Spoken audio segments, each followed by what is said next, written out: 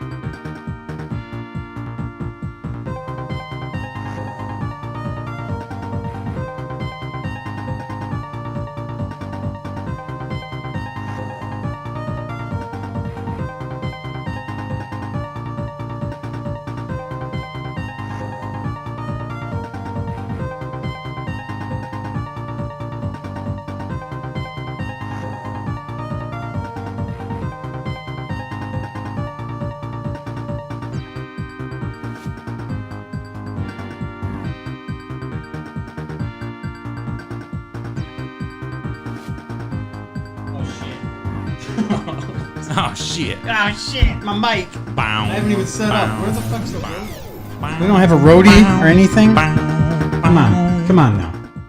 That's not the right way. There we go. That's the right way. What's going on, everybody? Thank you for tuning in tonight's show. Matt is hyper as shit. This is going to be a good episode. I'm feeling it. I'm feeling the flow. I'm feeling all right. Crazy. Got the watermelon controller looking crazy as hell tonight with the green screen. I like that. You gotta pull that light in, brother. God damn. Well, this is why we need to hire a setup crew. Yeah. Eddie would do it. I told him to get in here. I mean, I'm not saying that he's a fat dude or anything, but this fucking studio's not big enough for both of us. Yeah, bring that light in. Look at this shit This light is on us. Look at this shit. There you go. Is that fucking better? Is that good? Is that good lighting? I don't think that's what we want. That's not going to work? Well, look at this bullshit right here. God, dude, don't worry. We got to get closer. I can't handle that. That's fine. It's going to fuck with me. I can't handle that light being that close.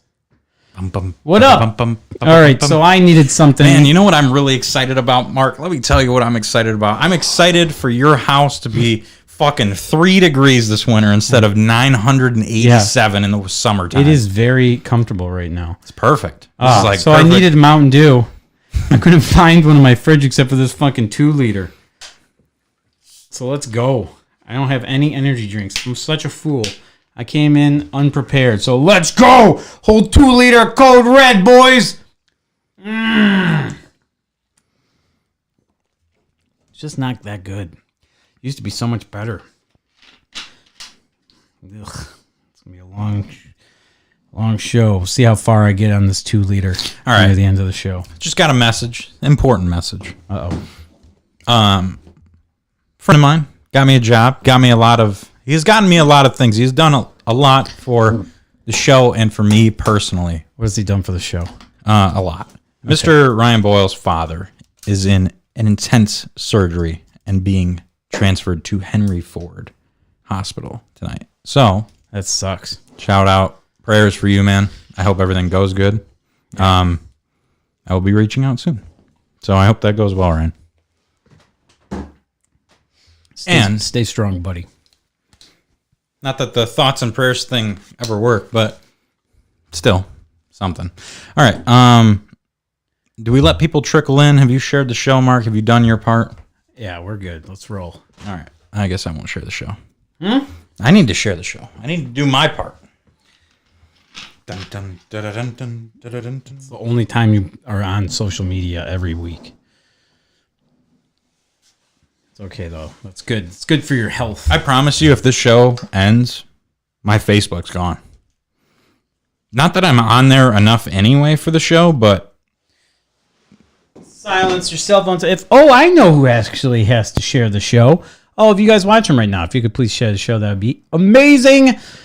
You will make the Mark very happy. And the man. I need to go. Do you know how to share? I need to go. I want to get into it quick, Matt. We got some viewers here. All right. We got some viewers here. All right. We got some energy. I can't share the show with the music going, so I have to wait till the show is going anyway. So you need to calm the fuck down. Quick sponsor segment while we're waiting. Rallies, $10 bag of burgers. I don't know if they still have this promotion going on or not. I found this sign. It blew away, and I thought, what better opportunity to have a sponsor with Rallies. Shout out to Rallies. You all know the story of Rallies. But yeah, man. I don't know if this deal is still going on, but it's a solid deal. $10 bag of burgers. I don't think that deal is still going. You've had that sign for months, man. Yeah. I saw the deal. I saw the sale. So there you go.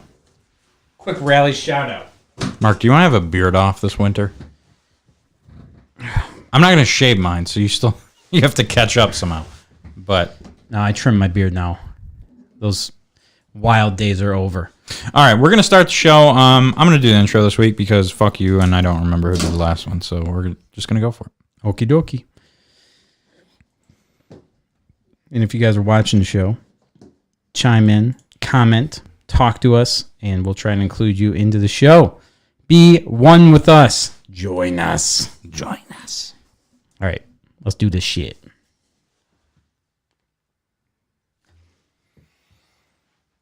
Welcome, everybody, to Season 8, Episode 27 of the Matty Ice and Marky Mark podcast. This week, we are back after a week-long hiatus, the 2-week-long hiatus, and we have so much to talk about, whether it's the recent Lions game, the Nintendo Direct, some food, whatever it is. But of course, I am joined by none other than the Marky Mark himself. Mark, it's nice to have you here. Hey, Matt, it's been great. I missed you so much. Oh, my God, I'm so happy you're back. God, you're awesome. Thank you. No problem. Man. Okay, now we're starting to level out a bit. So maybe I went a little hype. You went a little hype. Little hype. Yeah, so it we'll was like you laned it back and just thunderbolted. Man, we just blew up everybody's ears. I apologize to anybody that was in the chat there. I tweaked the levels. Yeah, you did. Holy fuck. Oh, man. You're going to redo the intro? Yeah, I probably should. Okay. Are you guys ready to redo the intro? Yeah, I see everyone in the chat saying, redo it. You suck. Let's go. Yeah, I probably should redo the intro because that's probably going to be like Just awful. All right. Ready? Ready. Same intro. Welcome, everybody, to Season 8, Episode 27 of the Matty Ice and Marky Mark fucking podcast. Is that... you wrote Season 8, Episode 26. It is 27, though. Oh, okay. Why are we so loud on here? What's happening? We're so loud on Roadcast. Viewers dropping. Silas. Oh, Mark. He turned... Maybe he did it. Maybe he did it. He did it. He may have did it. Done it. Viewers. All right. Hello? Check. Test. All right, Matt, come on, man. Dude, fuck off. You literally have to do nothing anymore for this show. So stop it. You fucked up all my audio settings. I have never fucked with Audacity once. No, but you fuck with all the other audio settings. Yeah, man. That's what happens. I pay fucking... I can't. I pay for half of this fucking Streamlabs shit. Sorry I wanted to use it one week. All right, calm down. All right, it's fine. I'll fix it in the end. It's all good. Okay, so we have the intro done. Should I do one more? All right. Bring us down in here a little bit. We had a hype train running. Oh, You we're got fine. off the rails. No, I didn't. Absolutely not. We're just so loud on Audacity for no reason. Oh, no. Could you not, maybe?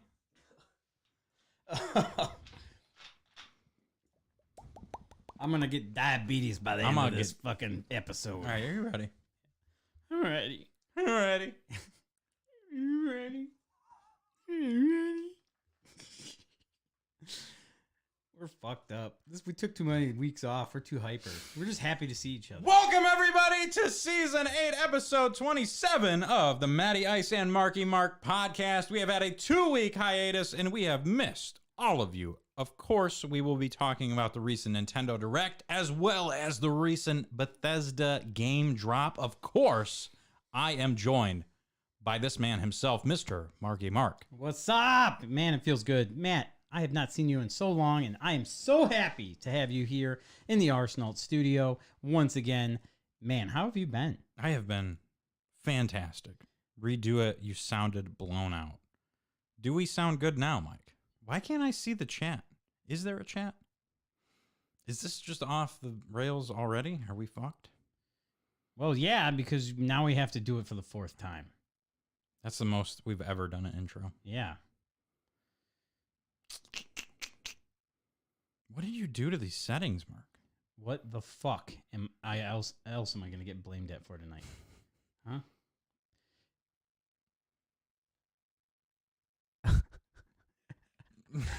There it is. Boom. Hello. All right. Yes, it works, Matt. People just don't give a fuck. Okay, perfect. All right. Should I do the intro one more time? Just for God's sakes, do it one last time. We'll fix it in post. And don't fucking eat the microphone when you do it. All right. Welcome, everybody, to see. God! I'm doing the intro. Fuck it. I'm doing the intro. No. All right, Season 8, Episode 27. I got it. Welcome, everybody, to Season 8, Episode 27 of the Matty Ice and Marky Mark podcast. As always, I am joined by Mr. Marky Mark to talk about the recent Nintendo Direct, the recent release from Bethesda on a game called Starfield. There's so much to talk about, Mark. I've missed you so much. Hello and welcome to the show. Thanks, Matt. It's great to be here, man. I've missed you so much. It's so good to be here in the Arsenal studio with you once again. And man, I am so pumped. It's good to see you, buddy. How have you been? I want you to know that was 4 banger intros in a row. Like each one, Yep. The last one wasn't as good. Put all 4 of them at the end of the show so everyone can enjoy I might every just put single one. all 4 of them at the start of the show. Just over and over and over again. That's fine. All right. So, man, let's get into a topic before we have to do the intro for a 5th time. Matt, what have you been doing, man? What have you been up to? I've been up to a lot of stuff, man. I've been on a couple trips, played a couple games. So, what do you want to know about first? The trips or the games? Let's talk. Or do you about want the like trips. trip game? I want trip, just trip, and then games. All right. So,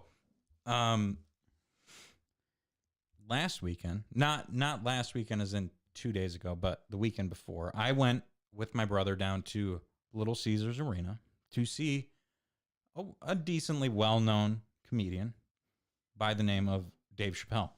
Oh shit! Yeah, Jason Arsenal went to that too. Was it awesome?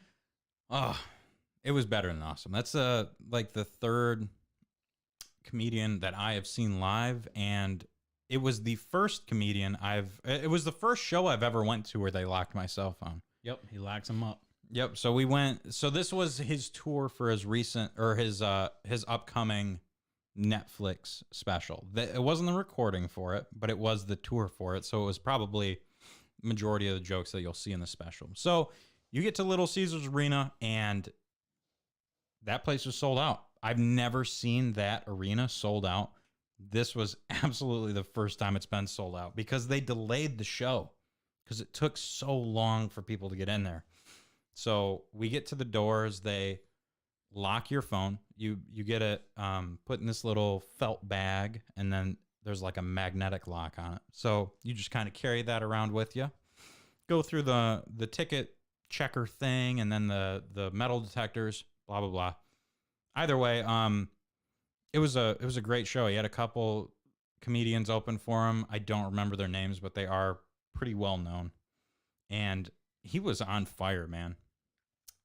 He was talking about the controversy with his last couple specials, kind of working those in there. And he was just having a good time. It was also the first time. Have you been to Little Caesars? Yeah, a couple times. You've been there for AEW. Have you been there for like a concert or anything? Just AEW. So AEW, remember how two AEW shows. So for those, they keep the stage in the middle, and they've got the seats spread around them. For all the concerts I've been to there, the stage is pushed to the back, and then all the seats kind of point towards it. For Dave Chappelle, it was another AEW style where every seat was sold out, stage was in the middle. So he was up and moving around a lot. Okay. He was smoking a ton of joints and a ton of cigarettes on stage. Sounds like him. Which I do appreciate. Just do your thing. But he was fucking hilarious, man. It was a blast of a show. That's awesome. Yeah. Don't spoil anything. No. If you like Dave Chappelle, you will. Don't. Some of our. And here's what I got to say about that. God, we're gonna do this right at the beginning of the show. Here's what I have to say about that. Oh, we're doing it. If you've liked his last few specials, you will really enjoy this one. If you haven't enjoyed his last few specials, if some of his jokes have come off as offensive, he kind of plays into that, and he doesn't make it worse. This special's dialed in a little, or brought back a little bit. So it's not as offensive, but he still jabs a little bit. But it was a great show. He made a ton of for the first half hour of it, my jaw started hurting because I was laughing so fucking hard the entire time. That's awesome. It was a great show. So went to see that, and then the following weekend, which was a couple days ago, my mom and I picked up tickets to go see Duran Duran. And that was also at Little Caesars. Nice. Dude, I love Duran Duran. Yeah, I know. It was just like a Mark World tour here. They sing the one song that I've seen you do on like karaoke night. We don't talk about that. I retired. I retired that one. I enjoyed that one. Hungry Like a Wolf. Yeah. And it is retired for a reason. I bombed that one so bad the last time I did it. It was my 21st birthday. It was warranted. I was gone. And man, it was rough. It was a good time. But I will tell you, they opened their show with Hungry Like the Wolf. Of course. And then they ended it with it probably too. No, they ended with and then in the middle it was probably more Hungry Like the Wolf. They ended on an encore with Rio, which was it was like the song I had to see them play live. Okay. But they were awesome. Bastille was the first opener for them. And then Niles Roger and Chic was the second opener. It was a fucking awesome concert at Little Caesars. My mom and I kind of wanted to make like a weekend of it. So we were going to stay in downtown Detroit, get really fucked up at the show and just have a good time. That didn't work out. because the hotels in downtown Detroit were about $400 a night. We were like, fuck that. That's ridiculous. So we found a really nice, cheap hotel or cheap room at Caesars Casino in Windsor, Canada. Oh, shit. So, Nice. So we got done with the show. We Ubered. So we went to Windsor, Canada before the show, kind of got settled into our room, left there, took an Uber from there to Little Caesars. So we didn't have to drive or park. That's awesome. That worked out supremely That's honestly, amazing. that sounds like the way to do it, man. Yeah. Holy shit. Let me tell you, for 50% of this story, it was the way to do it. So we got to Little Caesars. There was some stuff, we had some food at Caesars Casino that I'll talk about later. Got to the Little Caesars for the show, had a great time. Had a little bit more of a difficult time finding an Uber from the show to Canada, because Uber doesn't give a fuck if you have a visa or a passport to go to Canada. So there's the chance that you get a driver that cannot go to Canada, even though your route is set to Canada. So that became a little bit of an issue. Oh, geez, yeah. Because also the Duran Duran show was almost sold out. So, 15,000 people leave this venue. A couple of them are probably using Uber, which I didn't really think about when we went there. Yeah, you probably want to chill for a couple hours and then use the Uber. So that kind of bit us in the butt a little bit, but we got back to Caesars and had a great time. Nice. But yeah, so the trips were great, and it turns out that some amazing games have dropped since we. I'm actually going to a were- concert in November. I'm going to go see Wednesday 13 does the Murder Dolls. That's at the Machine Shop, right? Yes, and Crazy. that band, Murder Dolls, man, they were like my jam. Senior year of high school. Yeah, it's definitely one I've wanted to see forever, and so I'm pretty pumped for that. Speaking, so Dom just commented in here. He said, "I saw Iron Maiden there. Those balcony seats are so damn high up. We had to move to general admission. So I saw the Who there, and we had basically the highest row possible there. You can't do it, man. Everyone tells me that. Every AEW show I've gone to there, like everything has always been on the lower stuff. I've never actually gone up top to these death balcony seats they talk about. Even if you don't, like for Chappelle, Chris and I we were high up because that shit was expensive. We got tickets right when that show came out, and we still spent almost $100 a ticket for the nosebleeds. We were like maybe 10 rows from the top. And somebody almost fell over the edge because they were so drunk or they tripped or something. But the problem is, once you get up top there, the seats, like the rows are so steep to get to that you have no leg room to walk. And then you're just looking fucking like straight down. It's just a wild feeling. You're like, each row feels like it's 3 feet above the one in front of it. So you're just like, these steps go up at this angle that's like a 45-degree angle. It's fucking wild. It's terrifying. Sounds awesome. I want to try it. Well, if you find a show at Little Caesars that you want to go to, buy the cheap seats and you get to experience it. And then you'll be like, man, I never want to do this again. Okay. So you're going to go, you got a concert. Yeah, I'm at pretty the excited Machine for that. Shop. Yeah, so Eric and I are going to that. So yeah, new games. There's been, last time I was here, I think I was talking about Baldur's Gate 3, which is sweet. And I don't have time to play that game. I'm going to be honest with you guys. That's a huge game. And then I just decided, hey, you know what? I got one giant game. Why not start another one? So I started Starfield. And that game is super awesome. Man, that's definitely a game that you don't have to sink any time into whatsoever. Yeah, it's I've been enjoying it quite a bit, but I still haven't gotten that far at all. I feel, but I'm enjoying it. It's very cool.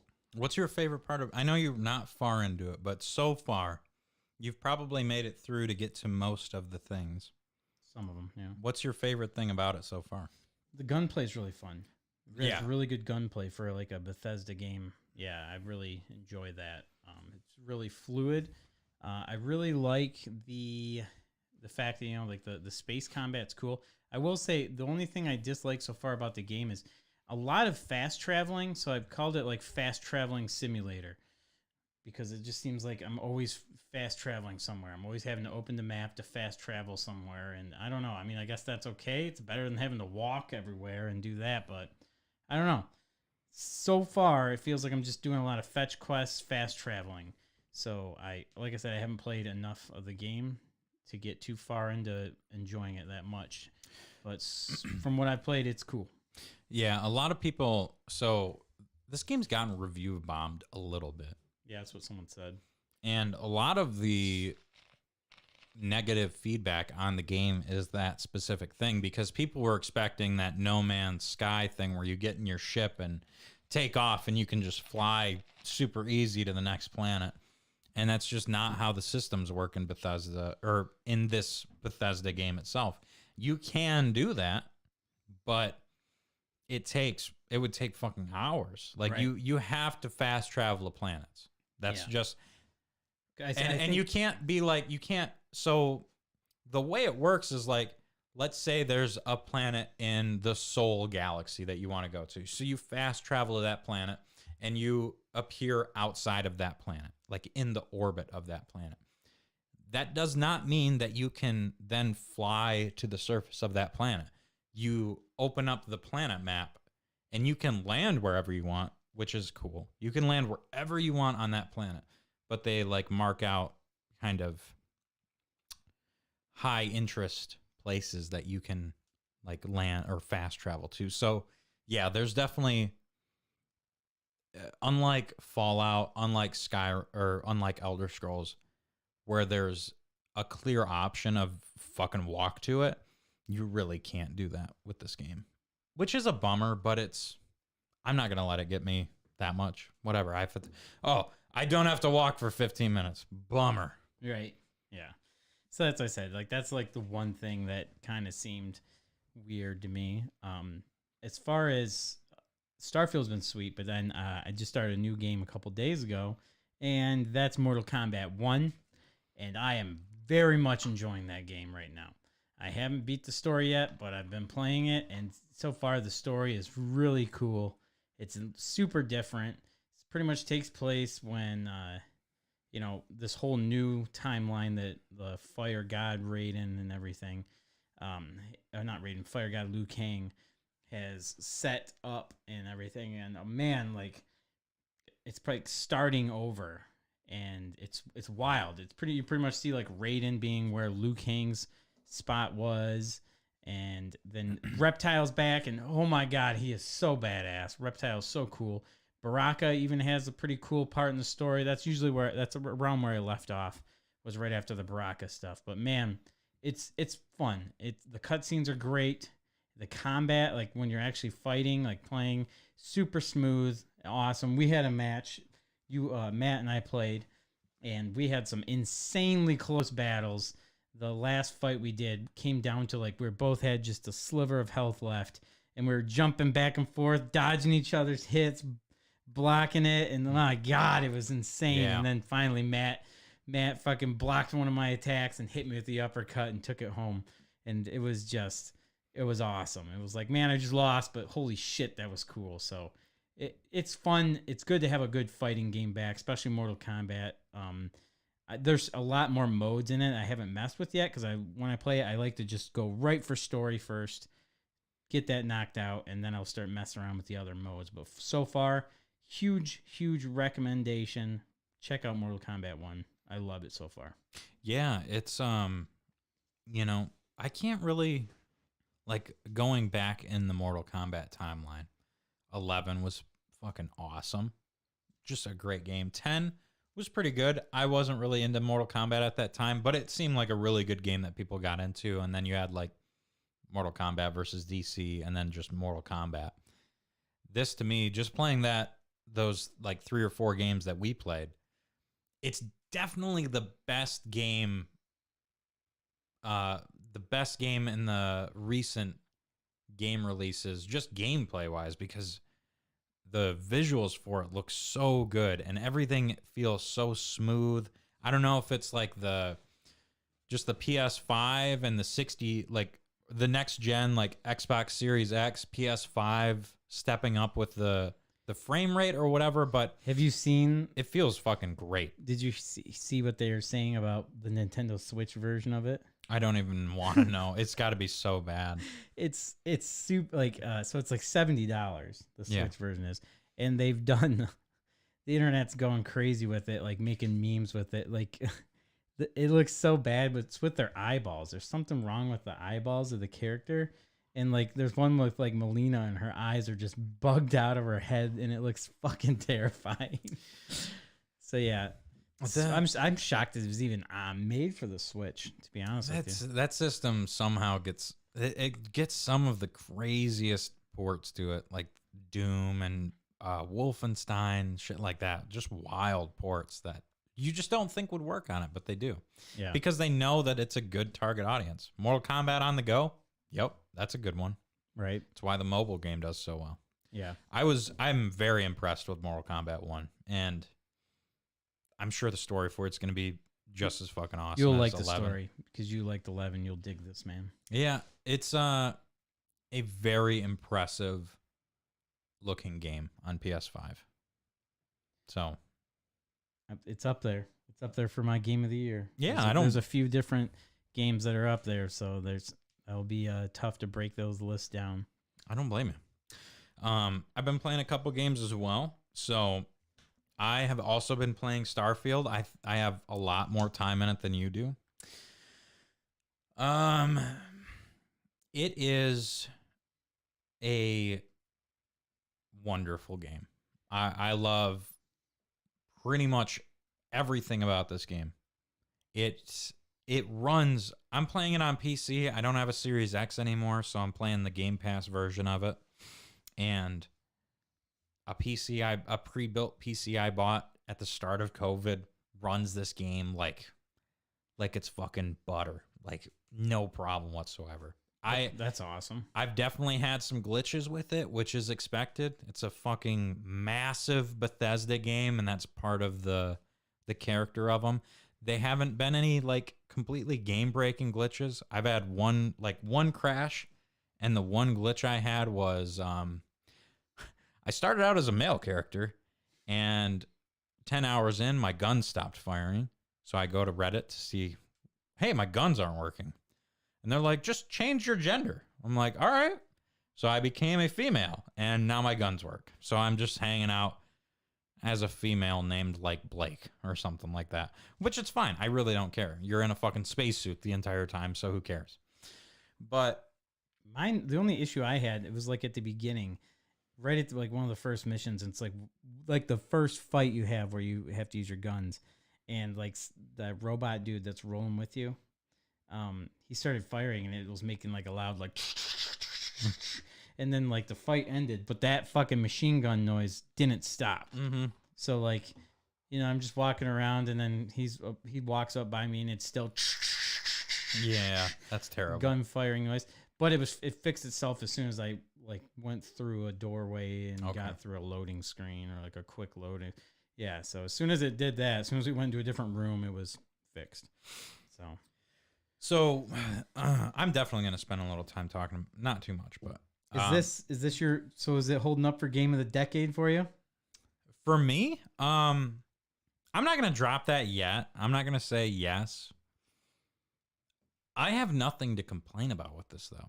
Yeah. The thing that I was worried about was they kept the settlement building and the gun building from Fallout 4. They brought that in, but made it a lot more user-friendly. Yes. And oddly enough, on this, because I love the story of these Bethesda games, I have spent the majority of my time focused on outpost building. I found a badass moon, and I've been just busting my ass to get resources to build the things I want to do.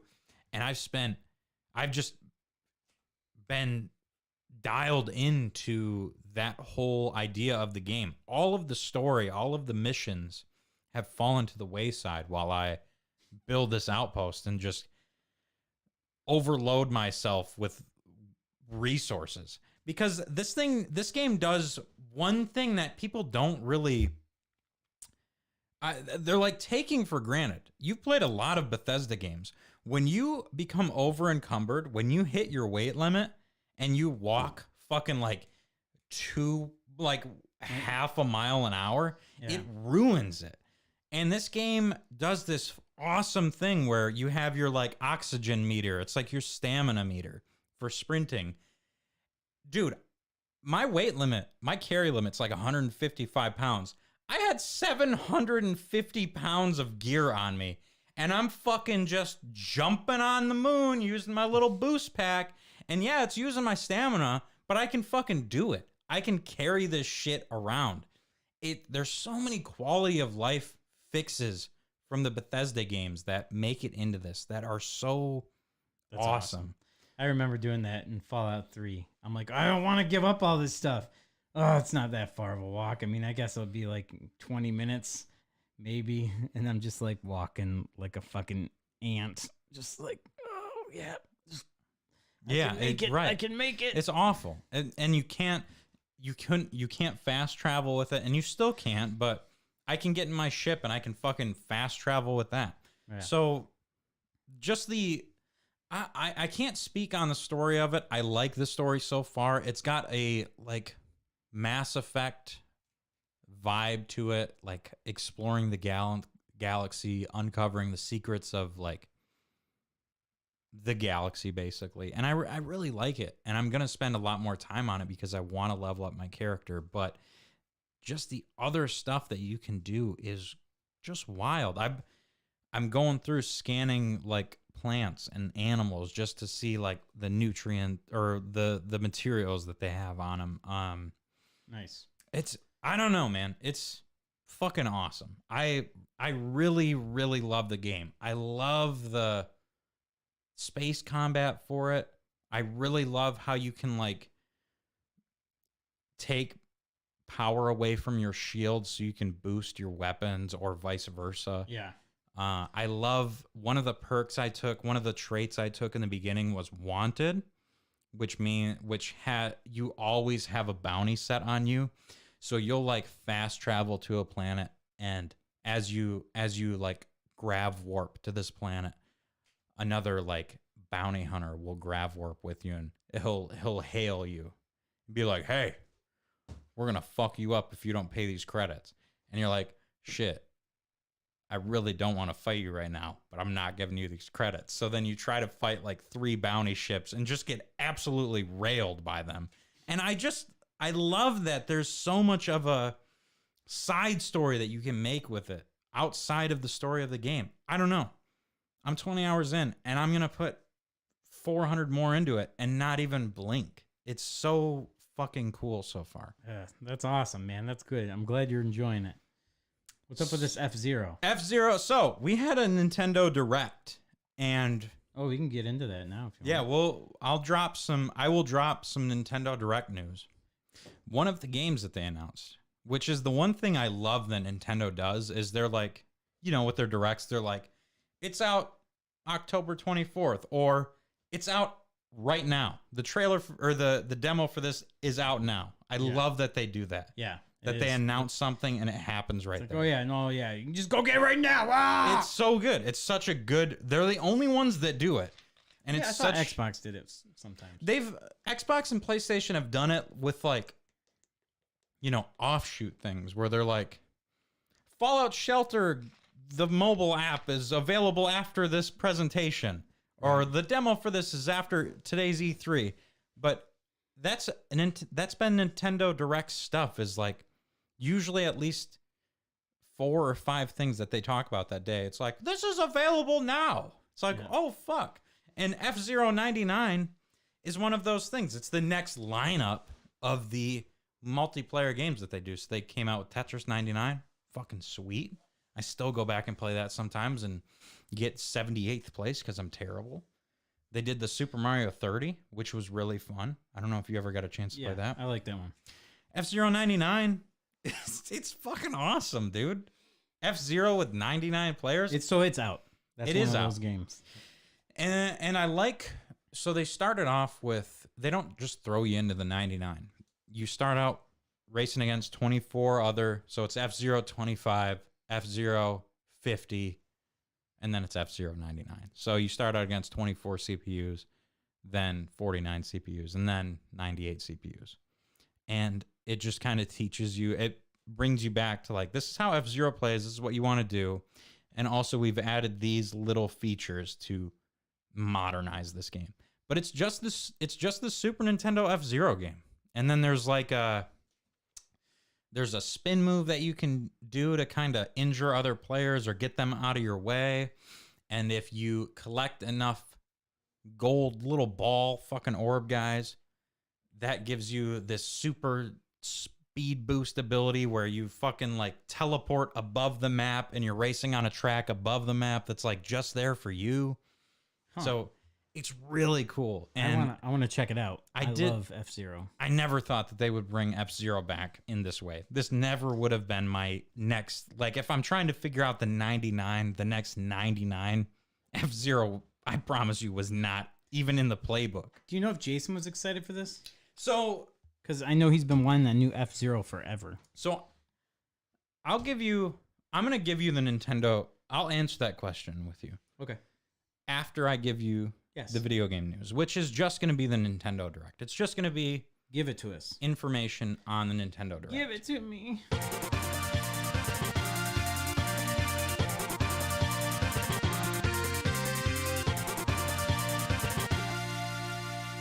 I'm not going to spend a ton of time on this, but this was Nintendo's best Direct I've seen in years. At least for me personally. It doesn't have to be for you. So I'm just going to go down the list of games that they are coming out in the next year or so. Paper Mario Thousand Year Door HD comes out in 2024. So they're doing a remake of their best Paper Mario game. Yeah, that game, everyone loves that one. Yep. Mario vs. Donkey Kong, the Game Boy Advance game. Sorry, I am uncomfortable tonight. That's okay. So Mario vs. Donkey Kong is that's getting an HD remaster remix. That comes out February 16th. That's a really cool trailer. If you didn't play that game, which I didn't. Yeah. It might have been a DS game too. Yeah, I think it was. Yeah. Was it DS? Yeah. Yeah, it was. So they're doing like it's not a new game. It's a remaster, remix of it. That's cool. That's really cool. The Princess Peach game finally got a trailer announcement. It's called Princess Peach Showtime, March 22nd. It's kind of like it's almost like Princess Peach is in a play and there's like different costumes and stuff like that. It actually looks pretty cool. Tomb Raider 1 through 3 HD gets a release on February 14th. They have, it's kind of like, oh shit, what's a game that does it? They have like the new graphics and then you can press a button to go to the old graphics, kind of like Master Chief Collection. Okay. So they upscaled the graphics. You can go back to the old ones. Yeah, that's awesome. It's cool when games do that. Luigi's Mansion 2, the 3DS one, Dark Moon, is getting an HD remake. That's coming out summer 24. I've been waiting for that for a while. Yeah. Because I've heard nothing but good things of that game. Prince of Persia, The Lost Crown, which we've talked about a little bit when it got announced. It's just a cool 2D platformer in the old Prince of Persia style. That comes out January 18th, and that's going to be a game that you want to play. It just looks fucking awesome. Just 2D old school platformer.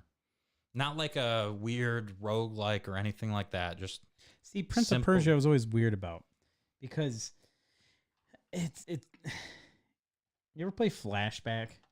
Mm-mm. Okay, so it's a similar kind of game. That's one of the coolest like game arts I've ever seen, though. Yeah.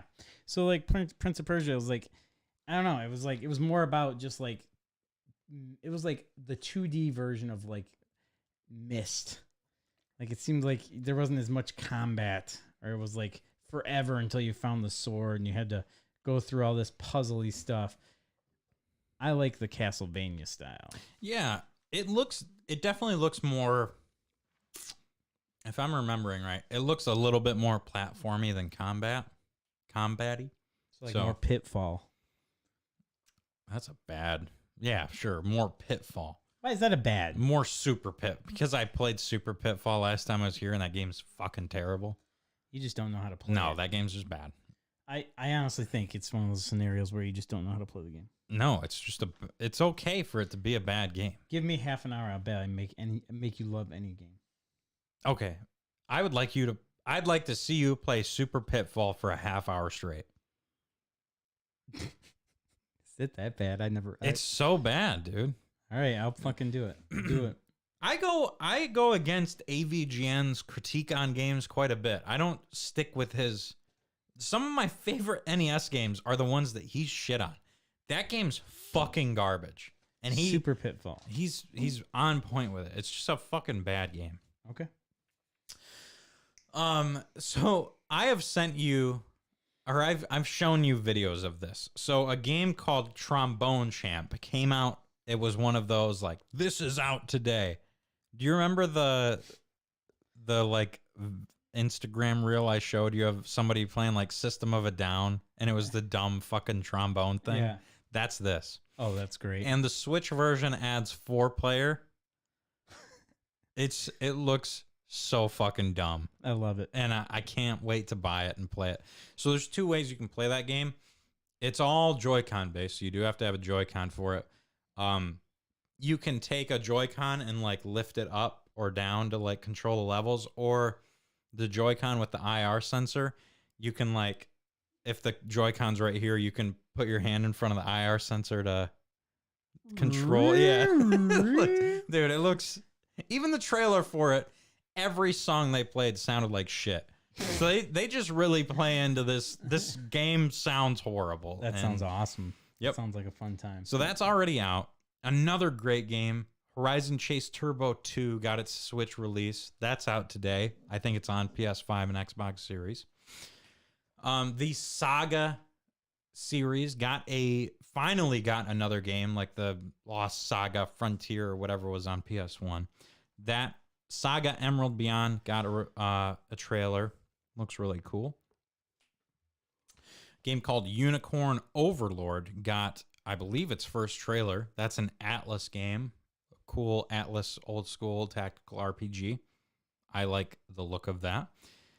WarioWare Move It got another trailer to show you kind of more about it. Definitely a little bit more of a use your body type of game, but it doesn't look like it's going to be like a bad thing. It just looks like, hey, we're going to make you look like even more of a jackass playing WarioWare. Wasn't that a game on Switch? No, not Switch, Wii. No, not this one. This is like a new one in the series, but they did do that Switch WarioWare game that was okay. Yeah. This one looks like more of the old school WarioWare. Okay.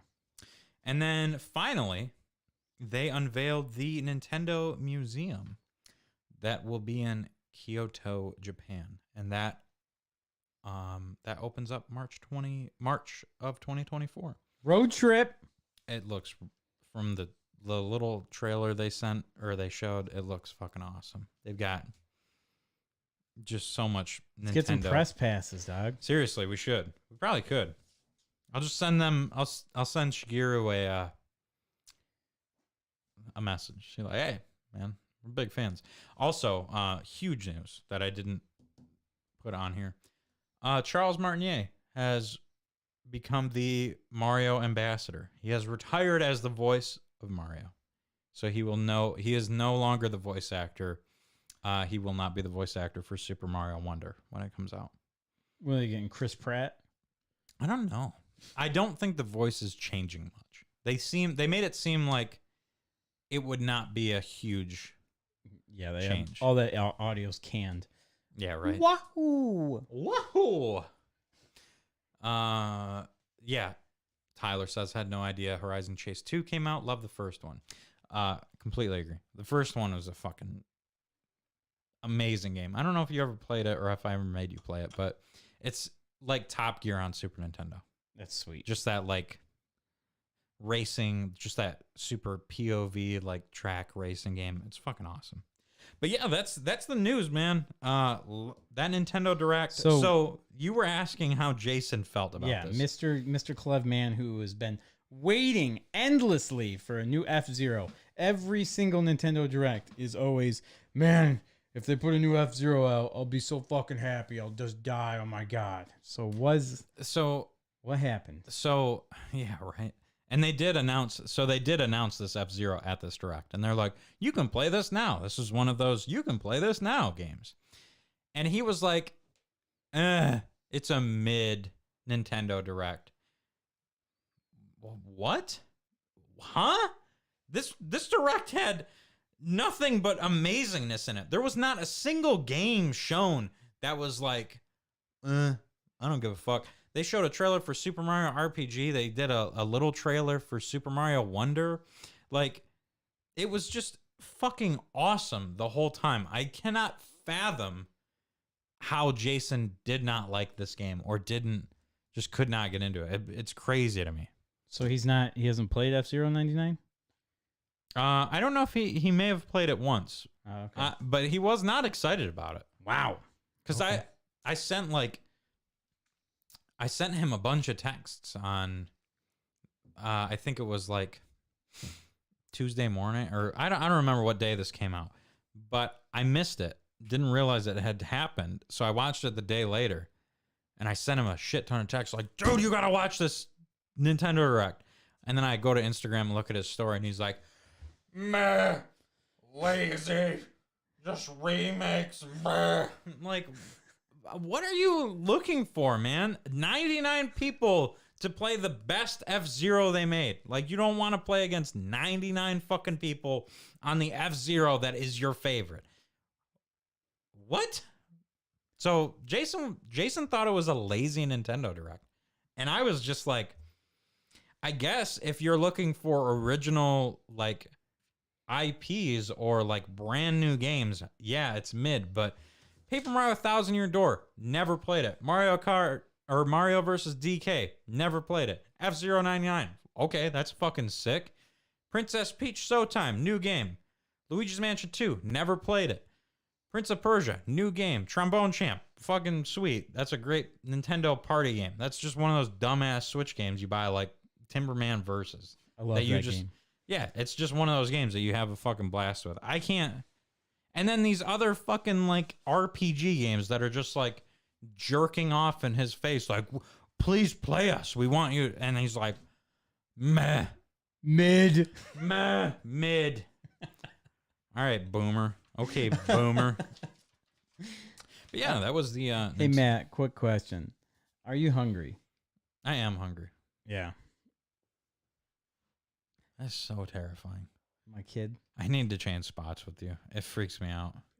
Yeah, because you don't see it, and then I just see, like... there's times when, like, I'll be sleeping, and he, like, does the slow shake to wake me up in the middle of the night. And I open my eyes, and he's standing right there, and I'm like, Jesus Christ, kid!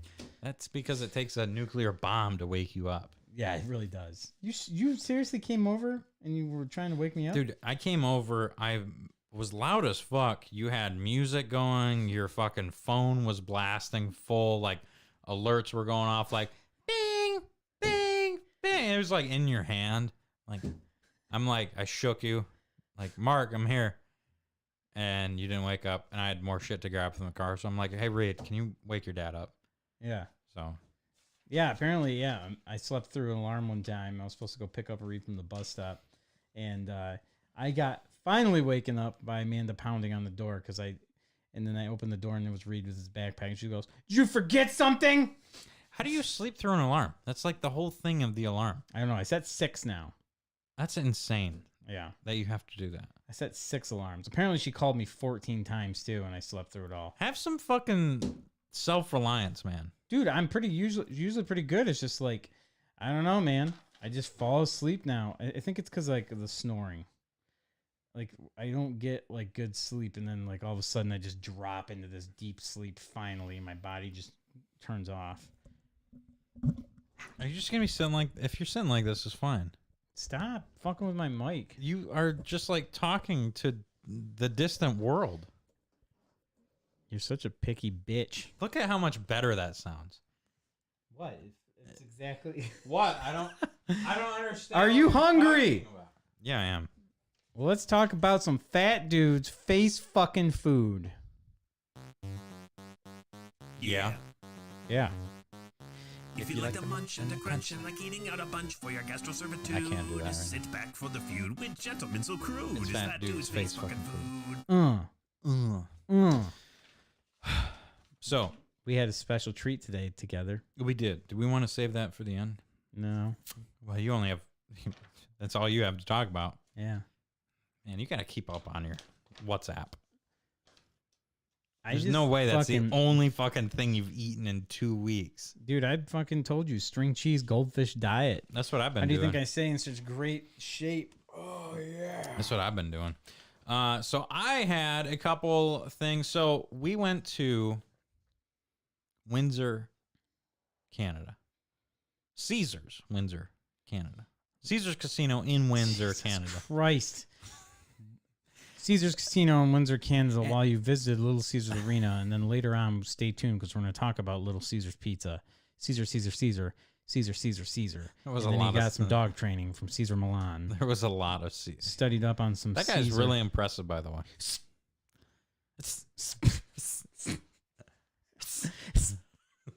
I started doing that to Belmont and it fucks with him. That episode of South Park is just fucking great. Is there one for Yeah, Caesar? yeah. That's His mom, awesome. his mom does it. Caesar Milan comes in and trains Cartman that way. That's. I need to watch that.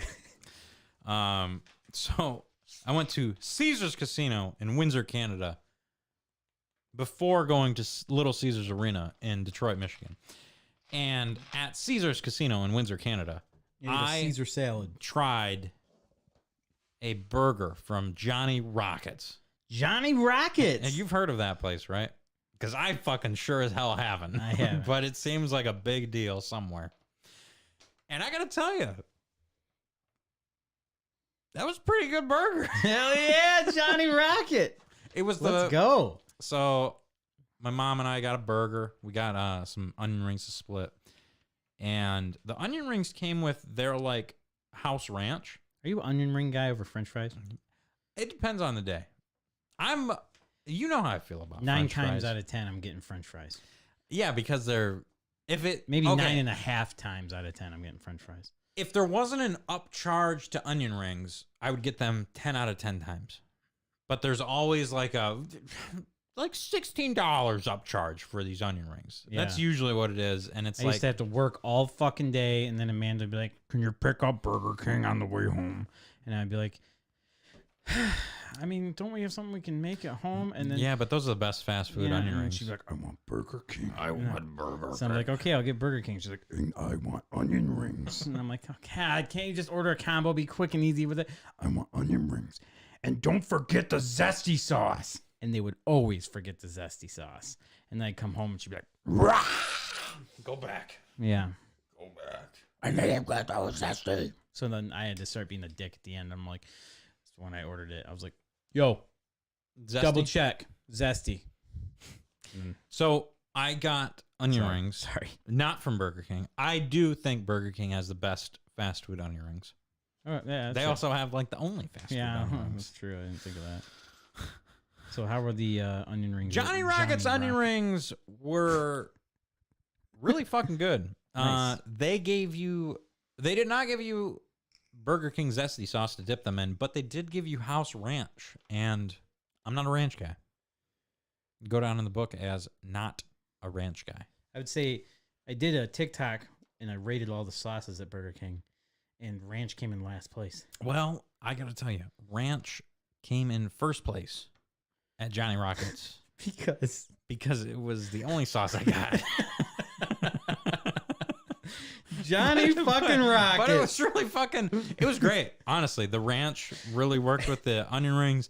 Dude sitting next to us was like, "Man, your guys' food looks way better than mine." No, he didn't. He did. He did. Because he got chicken tenders that looked like they were from the fucking prehistoric dinosaur period. That shit was like a fucking dino toe that had been deep fried for 30 minutes. he sets your plate down. He looks over at your stuff. He goes, "I made mistakes tonight." He was like, so the waitress came up, dropped our onion rings off, and then he was like, "Hey, can I get these redone? Or you know what? I'm just not gonna get them."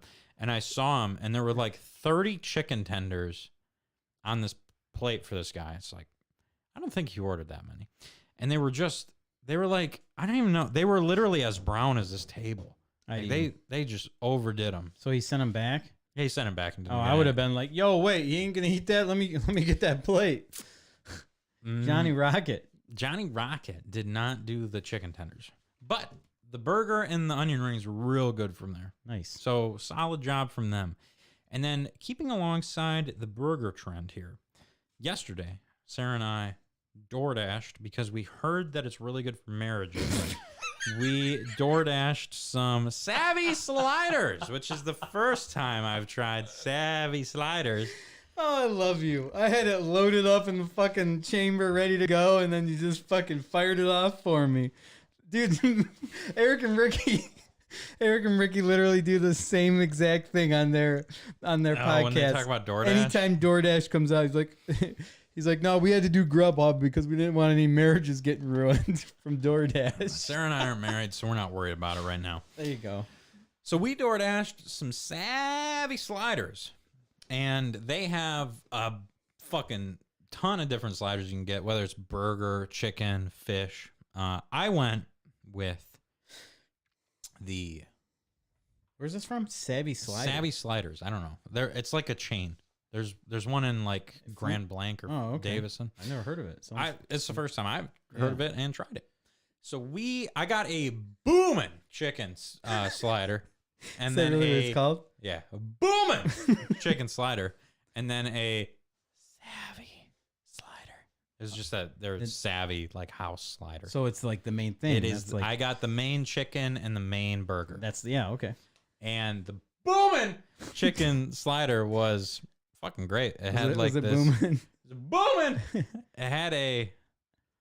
I'm so glad you don't live above, below, or next to anybody, because I'm so loud. It's okay.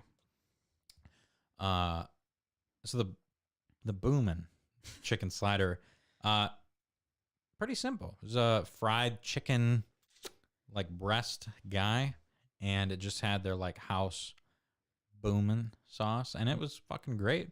And then the Savvy Slider had it was just standard like.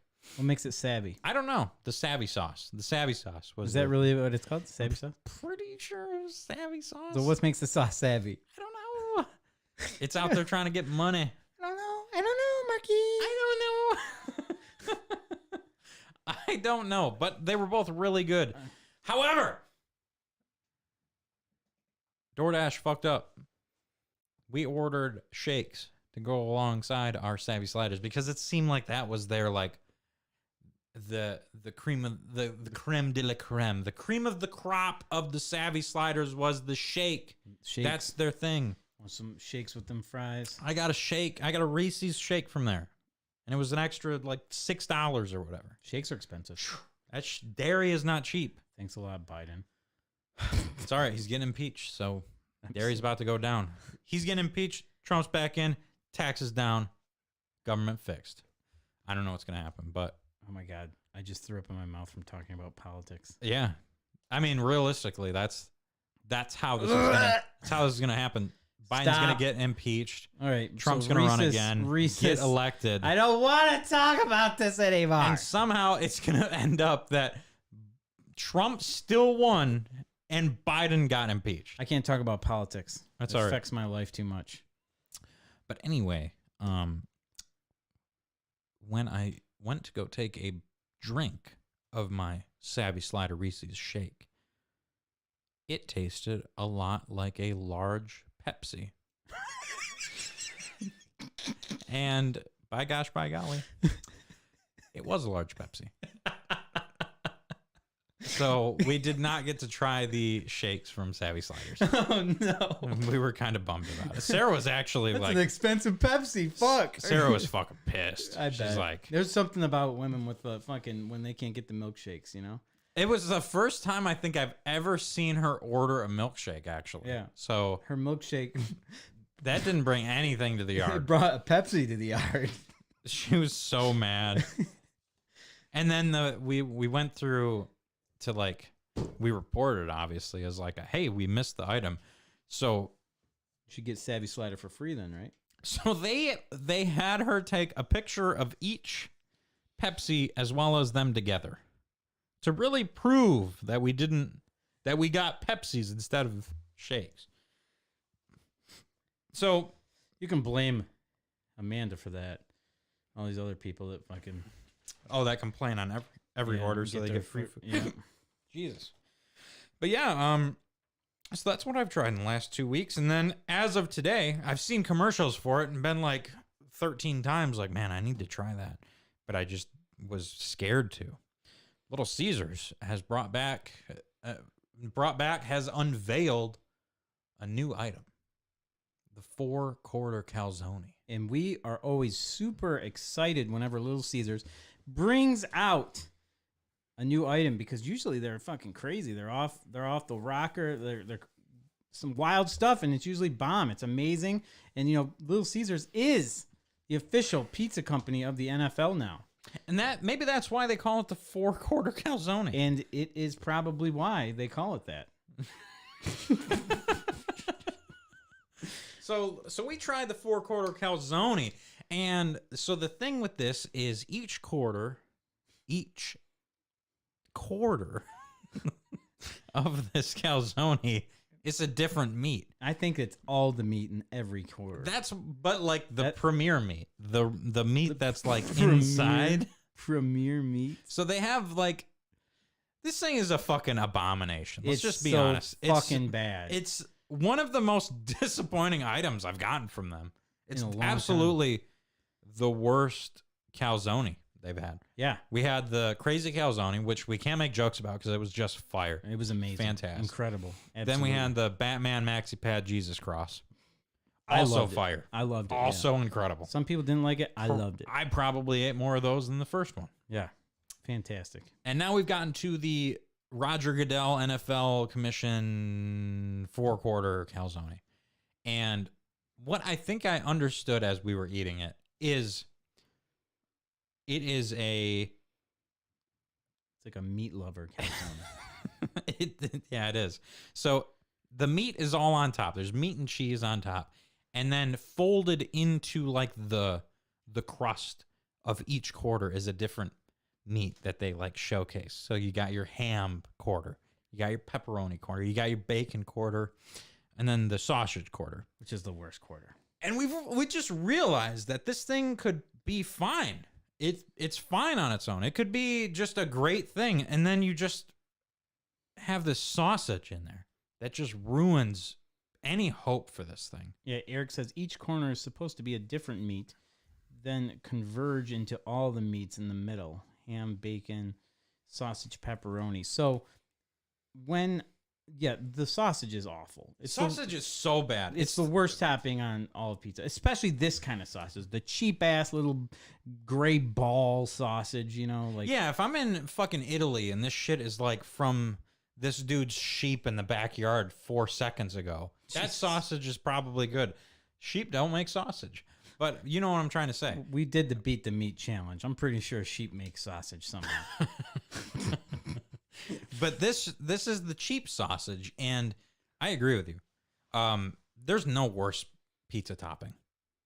Yeah. There isn't. Yeah. To me, I'd take anchovies over pizza. And I just love anchovies anyway. So. But even as like somebody like find the worst toppings, fucking pickle, meatball, anchovies, olives. It doesn't pineapple. I don't care. I'll take any of those over sausage at this point. I can't fucking deal with sausage. So what Matt and I were thinking is why? How did this happen? How did Little Caesars do this? This is a great item that's been a fire one ever since. How could they just do this? And we decided that, you know how they have that 3 meat treat fucking pizza? No one was buying that. They probably put way too much like fucking money into this 3 meat treat, slaughtered half the fucking world's animals for all this meat. Then they were like, fuck, we have way too much meat. No one's eating the 3 meat treat.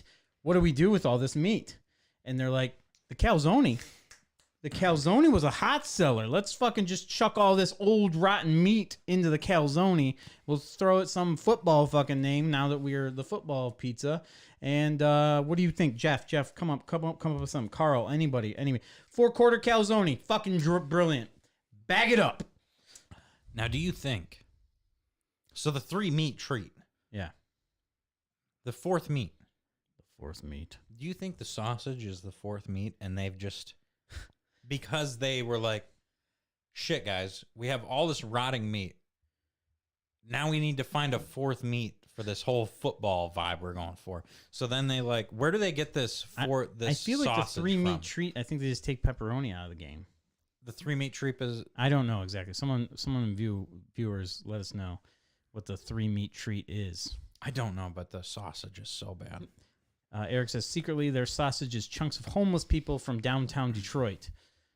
Man, There's no homeless people down there. I don't know. I'm sure there is, but Bay City needs to fucking open up a pizza chain then. Yeah. There's homeless people everywhere in Bay City, man. There'd be all kind of sausage chunks. They're shipping people out from way too far. Maybe that would make it a little Eric better. says ham was the worst one in there. Dom says, I worked at Little Caesars back in the 90s. I saw a lot of gimmicky shit back then. 4 mini calzones with different meat. Stupid. Stupid, but, you know, they tried, and this one they failed with. I think Dom was there for pizza by the foot. Yeah, that sounds awesome, by the way. Yeah. Amazing for the delivery drivers, too. I have to go pee. All right. So okay. I mean, like, I'm going to get up and go pee. But I am also going to grab taste test. You piss right there. You do not go anywhere. I am going to piss. I'll talk to these amazing viewers while you're peeing. Need a bigger studio. I tried. No. Oh, I like this studio. I'm going to grab taste test. Yep. We got some good stuff for taste test. Oh, God. We got some good stuff for taste test coming up here in our next segment. You're going to like that for sure. Some new pops out there. Some new sody pops.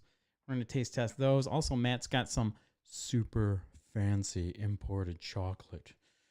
Oh, boy. Ladies, stay tuned for that. I know a lot of ladies out there like the chocolate. And also the guys, you need to know which chocolate to get the ladies. You're going to want to find out which chocolate we got. Jason Arsenal says he loved 3 feet of pizza. Hell yes. That is the way to go. 3 feet of pizza. Pizza by the foot. My favorite pizza, if I actually had to pick one, I'm going to say it right now. I always mess with people and said anchovy pizza just to fucking, get the rise out of people and have them be like, oh, gross. But I do love anchovies. It's good. It's something different. But I'd have to say the best pizza, if you have to pick one, just 2 toppings. 2 toppings, that's it. Best pizza, green olives, banana peppers. That's it, baby. That's right. Veggie friendly. It's just like the way the peppers and the green olives just clash into each other. Bam! Did I see a partially drank voodoo in there? Dude, I've drank, yes. You fucking... Matt, when you tell me that you're going to fucking not come to the show for fucking months on end, I can't deny. Nothing is sacred for you. I've never tried that. Where's the Coke? Oh, you gotta go grab that. Yeah, I never tried that. Well, thank God. Oh, yeah, you're in this segment. I want it to be known. I made sure, and if Sarah's watching, she knows. I made sure that I wouldn't even attempt to try the voodoo without Mark. We've done it 2 years in a row. And this guy decides to walk up, buy a voodoo, and try it. And he tries to hide it. He has like a partially drank voodoo in the fridge, like I'm not even gonna notice it. So I skipped out on trying this a week ago because of you. Well, when like Jeff or somebody at work's like, hey man, try this. And I'm like, not gonna be rude. So It's just a lying statement. It's just a false statement. So we have a couple sodas here to try, new ones that we've never had before, like this Voodoo. Mountain Dew Voodoo. Reed actually has a Mountain Dew Voodoo sugar, 0 sugar. There's still fuckloads of caffeine in here. I'm probably going to get in trouble for giving you this before bed. I tried, folks. But yes, Reed, you're going to have to let us know how you feel about the Voodoo Zero Sugar. And apparently these are mystery flavors, right? We have to kind of guess what the flavor is. Yeah, you probably already have a head start on that, but I'll try and give it a college try. And this is the 5th one, too. There's a 5 on that. And finally, last but not least, Double last but not least. I had my coworker. He took a trip to Europe, and I covered something for him. I don't remember what it was. I helped him out with something, and in response, I just told him, "Hey, while you're in Europe, get me like some chocolate or something if you can." So he went to Switzerland and got us some Swiss chocolate. So we are gonna try that after the drinks. And we also have another drink. A brand new Coca-Cola is out. So do we want to save the? Do we Y want to do? 3000 limited edition. We doing Mountain Dew first? Yes. Get the voodoo out the way. Reed. There is your Zero Sugar Mountain Dew Voodoo. Matt and I have the normal ones here. This is the 5th version of Voodoo. I'm gonna go for a smell here. Smell tech. Smells like It smells like chemicals and fruit. sugar and lots of sugar. Okay. Can't really give you. Can't give you. It's a Mountain Dew smell. It just smells like chemicals and stuff you can drink. Reed, you check it. You here? You in camera? Can I see the Reed man? Here. Reed, can you close that door? Shut the door. All right, Reed's rocking that Ramen Life shirt. All right, Hell yeah. so let's do the. We're gonna do the Mountain Dew taste test here. The Voodoo 2023. I guess so. We saw the randomest thing today. So I was wearing this shirt, and we found a bag of chicken noodle soup of ramen. Oh yeah. Yeah. At school? Yes. Where was it at school? On the playground. That's so weird. Did you eat it? No. Good call. It was Yeah. just a bag. Good Oh, just a bag. Okay. Littering. Oh. Littering and littering. Cheers. And... All right, cheers. Here we go.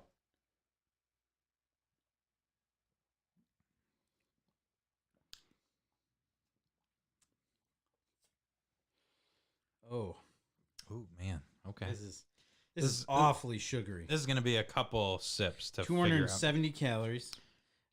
73 grams of sugar. 73 grams of sugar.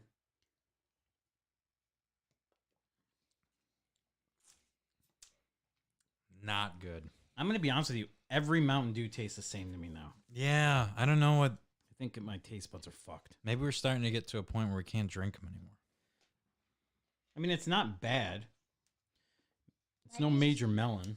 Mine just tastes like regular Propel. Wait, speaking to the mic, what'd you say? Mine just tastes like regular flavored water. Like Propel, you said? Yeah. Man, dude, I'm not getting much from this to really give you guys. Yeah, it doesn't. There's really no like significant flavor. It's just kind of like bleh, like. Yeah, my taste buds are enjoying it. Your taste buds are enjoying it. To me, you know what it tastes like? It tastes like a squirt, but without the squirt. Like a worse version of a squirt. Like a squirt has that little that citrusy like grapefruit. Yeah, that like Yeah. yeah, I do bite, like. that bite. Squirt has that bite. This is like squirt without the bite. It's like a grapefruit bite without teeth. There's just nothing there. It's just like a. I mean, I'm not like- saying it's bad. It doesn't gross me out like other voodoos. One year it tasted like It's like a- fucking Play-Doh. It's like a gummer. A gummer, huh? That's nice, Matt. My kid's right here. Sorry. It's okay. I'm sure he doesn't know what a gummer is. I don't even know what a gummer is. I'll tell you after the show. So I'm gonna give that a rating, and it's gonna be 4.2. Wow, that's low. I think it's still pretty good. I'm gonna give it a 7.4. What makes this good though? Like, would you buy this again? Yeah, I've bought it a few times now. Yeah, there's one that's barely drank in the fridge. That's why I know you weren't a big fan of it. Yeah. I'm just saying it doesn't gross me out. It's just like hey, it's a citrusy. Yeah, type you're right. soda. I went low. I'm gonna go 5.3. It's just an average Mountain Dew I'll never drink again. That's where I'm at Amazing with it. art design though, as always. Yeah, Voodoo always knocks it out of the park. The purple blue, definitely cool. Definitely cool color combo. Yeah. Read Last year's was way better. zero zero sugar. What do you give that rating? Go ahead and speak into the microphone. And explain why you gave it that rating, if you could. Gotta speak like this close. You can pull it if you need to.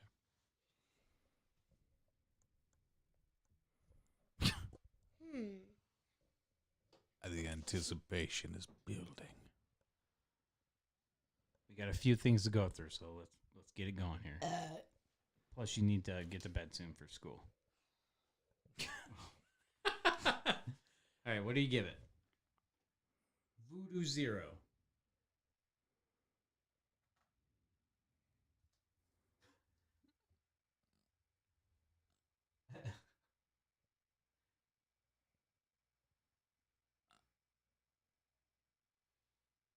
Hello? An 8. An 8? 8. Wow. Okay. All right. Jeez, that was a lot Man. of time to wait. You really Some had to build think up about there. that. Yeah. Okay. There's This some is build this up. is a big thing for him. You know. There's definitely some build up. An Mark, 8. so we got a Are 5.3. you okay? You just kind of zoned out there. Was it the you purple done? blue background? Here. See you, Reed. Thank you. All right. Try and go to bed. All Okay? right. So on the Mountain Dew Voodoo 2023, we have got a 5.3, a 7.8, right? Yeah. 7.5. Seven- 4. 7.458, something like that. And then an 8. So not bad, not good, not great. Probably about good. Let's try this Coke that we know is going to be just completely disappointing. Wait, but we're not gonna break it up with Choco. you want to end. Okay. Fine. So you want to end the taste test with the Coca-Cola that we can get anytime compared to this Okay. You're flown right. over an ocean chocolate. Okay. Fine. All right. Coca-Cola Y3000. We got Coca-Cola Y2K. Y3000 limited edition, That- futuristic flavored. What does that mean, though? Every single one of these special new Cokes has been an absolute shit show. You know what the only good one was? Was the fucking first one that came out that was like Dream. Coke Starlight or something like that. Yeah, and That one was wasn't pretty even- good. It that wasn't great, but it was like a cool vibe.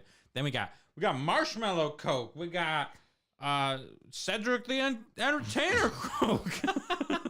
What? I don't know. All right, so that means they've kind of shit it. That means this maybe they went to the drawing board and said we need to make one that doesn't suck. So maybe this is it. Coke Y3000. Does not smell like anything. It smells like Nothing. vanilla Coke. Cheers. Cheers. Here we go. Y3000.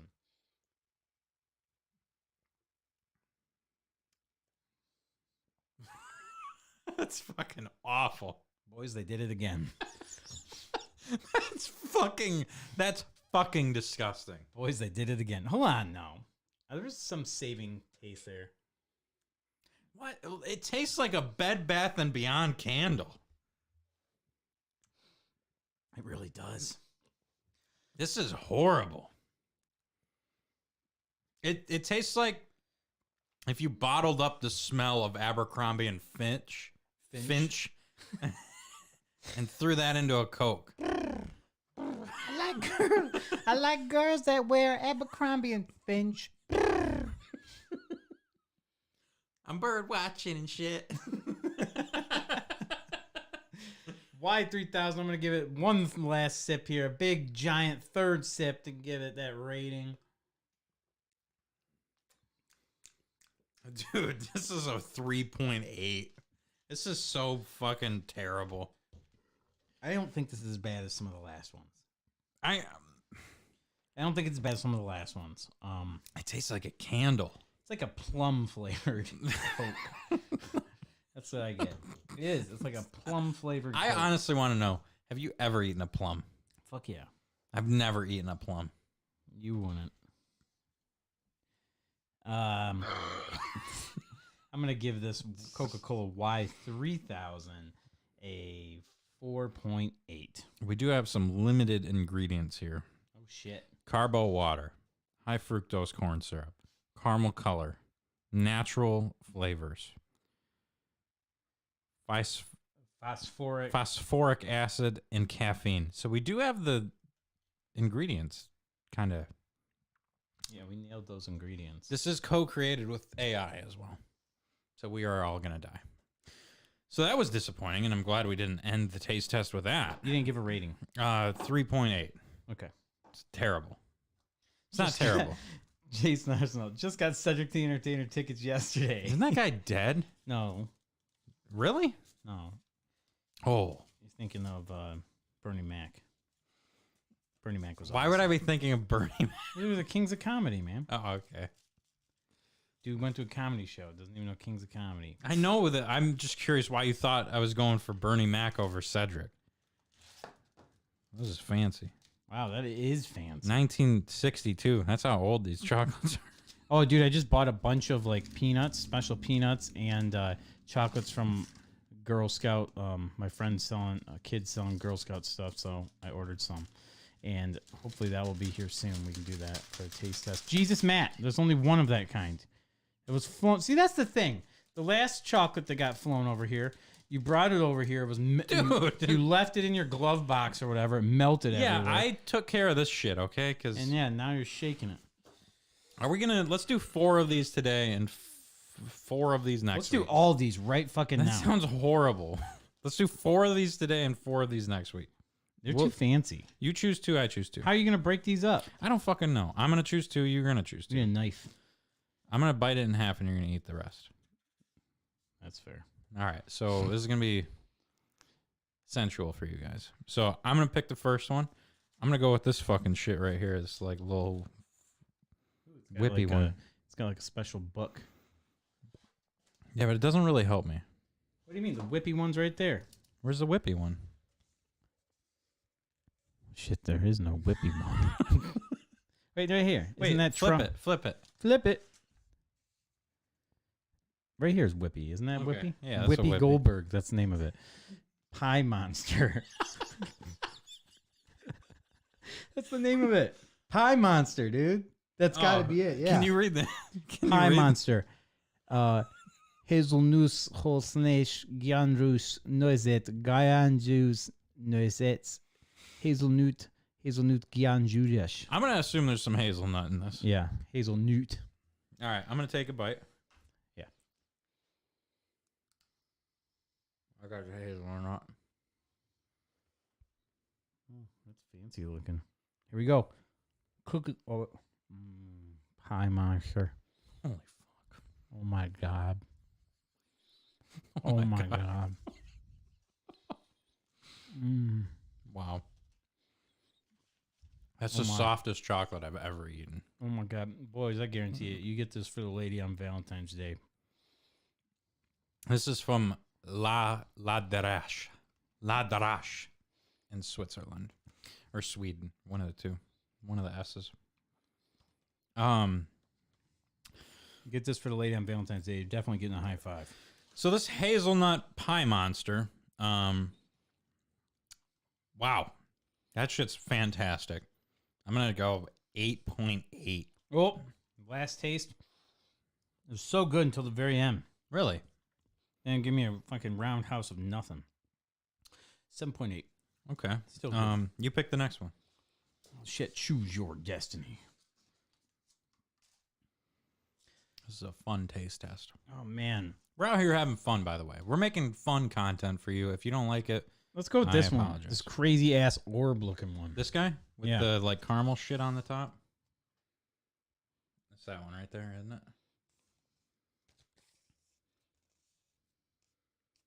That's got to be it. I'm kind of worried. All right, yeah, this is nougatine. Mangel guenja nougat. Gianjo amandes nougatine. Almond gianjo nougat. All right, so why does chocolate have to be for the ladies? I like chocolate. I agree. Who said this? Dom? Dom. I agree. would? Chocolate does not have to be for ladies, and neither does flowers because I love getting flowers. Are you kidding me? No, have you ever gotten flowers? No. It's really nice. I didn't get love either. Love is a lie. You want to bite that one first? No, you bite them all first. Why? You don't want what I got, bro. I got what you need. You You got what I need. Oh my. Oh my, this looks good.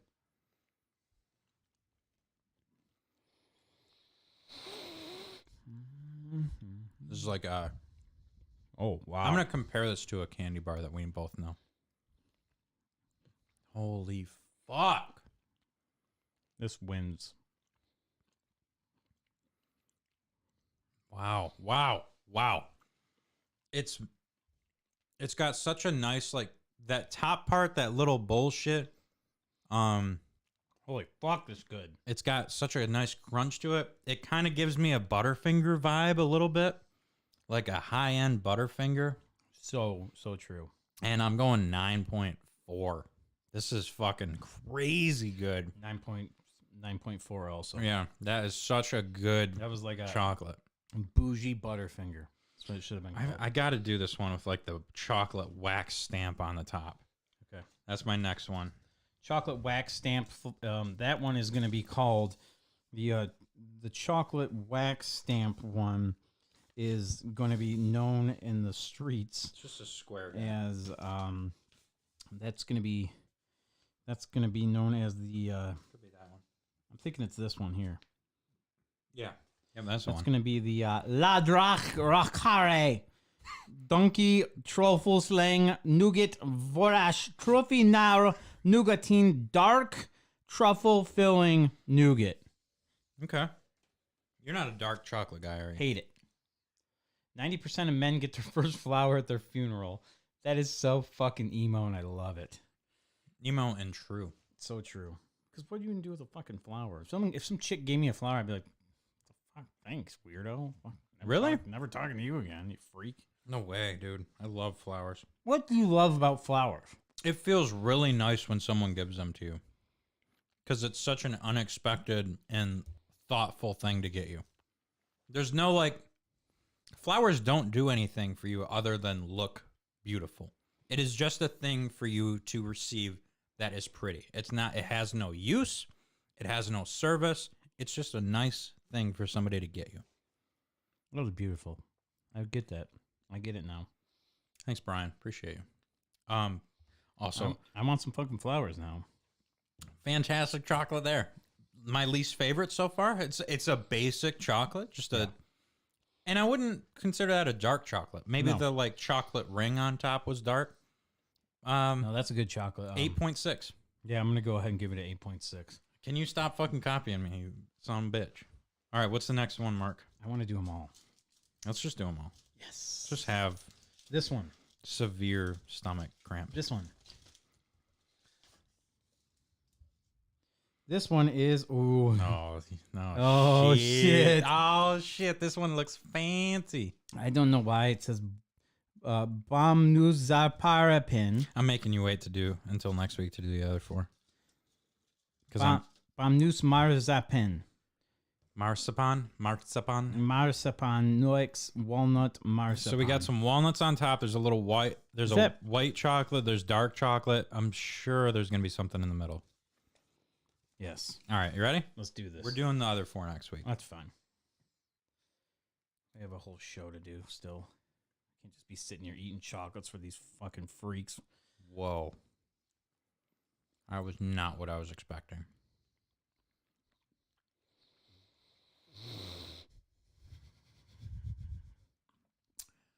Wow. I don't know how to talk about the texture on that one because it's so different. It's like that white part on the top was like the entire thing, and then it had a chocolate like dip around it, like a dark chocolate dip. Wow. Man. Our chocolates suck here. Yeah, dude. They're so bad. Our chocolates suck. These are so fucking good. Every single, even the ones that I don't think are going to be good, like that one. Oh my god. Out of the fucking park, great. 8.4. Oh my god, 8.4. So good. How do you feel about that one? It was really good. I give it an 8.2. Man, that shit was good. Actually, no, maybe more. I don't know. Yeah. Thank you, Andrew. These Andrew, you're an amazing man. fucking amazing chocolates, and I'm really excited to do. We got to save that one for last, I think. Andrew, Don't have to just buy me chocolates, bud. I take flowers too. Mm-hmm. So we have some more to do next week. I don't want to wait, but I will. Yeah, we'll do it. Because, yeah. Oh my God, they're so good. Yeah, man. Every single one of those chocolates was fantastic. That last one was weird. Did the texture weird you out at all? It was different. It was like, that fluffiness and like a Three Musketeers, but it was not gross. Like a 3 month, yeah. Yeah, it was, I don't know if that's nougat, maybe? Yeah, it's probably marzipan. Yeah, whatever marzipan is. I've never had it. It's a character in Homestar Runner. That's PewDiePie's girlfriend. Oh, what's next? Um, Pinball update. Wait a sec. Before pinball update, hold on. We got some crazy ass news about GameStop.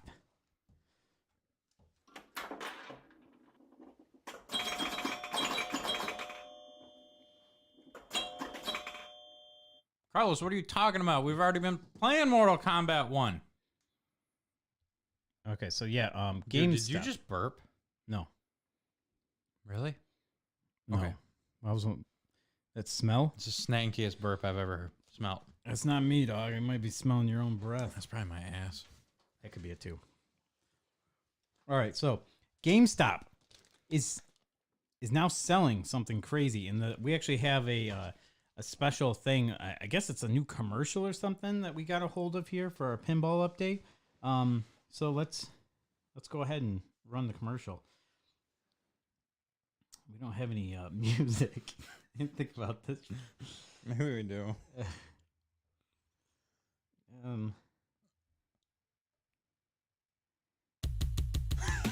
Yes, we do have music. All right. GameStop is selling pinball machines. Here we go. Ready? Can I turn this off? This is terrible. Or is this what you want? Skitchin? No, Skitchin's up here. No, that was Skitchin. All right. Oh, that was the Noir. All right. Yeah, just turn it off. Thank you. We'll just do it. It's so bad. We'll just do it without the We weren't. It's just a commercial. It's fine. We're just gonna play commercial. it. Customer. Here we go. I'm customer. Matt is employee. Oh, geez. Walking into GameStop, man, this place is crazy. They just don't have anything like they used to. There's so much emptiness now. It's really sad to see this go this way. Oh, man. I better go up to the counter. I can't seem to find anything. I'm gonna ask this guy. Hey, do you guys have any copies of the new game Starfield in stock right now? We sure do. But why don't you take a look over there? Over there? You mean that empty space over there, man? For now, it is. But we at GameStop are now deciding to carry pinball machines. Pinball machines? What? Like Stern stuff? Spooky pinball? What are you talking like Godzilla? No. Godzilla, Iron Maiden, anything? Like, That would make a little bit too much sense. We here at GameStop, we don't like to follow the money. We like to follow our hearts. We like to follow our consumers. So starting out with pinball, we are going to go with one manufacturer, one guy making his first pinball machine. We are going to be selling the Blind Date Mantis. Blind Date Mantis? What's that all about? Well, it's got a fun theme, actually. You know how when a praying mantis mates, the female rips the head off of the male? I guess. Well, it's kind of like that, but even better. Blind Date Mantis will be available very soon. We're trying to really incorporate the theme of the praying mantis in it. So your outlanes are going to be kind of like a lottery save. It's like, is she going to rip my head off or not? And if she doesn't, you get a ball save. The orbits are going to be how many times you get to mate before your head gets chopped off. So you might make 3, you might make 4, you might make 5. You have to still make them in a row, but there's always the chance that as you go up that orbit, the pit of decapitation pops up and you just lose your ball. And that's the fun part of the blind praying mantis, the blind mating mantis. We haven't figured out the blind date mantis. Blind date mantis. I don't fucking know. What I do know is it's a crazy, chaotic, random, awesome pinball machine. And while we don't have any on display yet, in like 7 months or so, we're supposed to be getting our first shipment of display models. Well, wait. They won't be playable, but you can look at you can look at them, and they are going to make some sounds. Blind date mantis. Who makes it? It's not Stern, or it's not. It's not Stern. It's not Spooky. It's not American Pinball. It's not TNT Amusements. It's a single guy.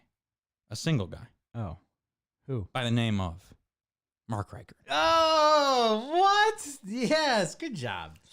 That was great work. I'm very proud of you. Yes. That's the game I'm gonna start making. I've painted a cabinet. That's it.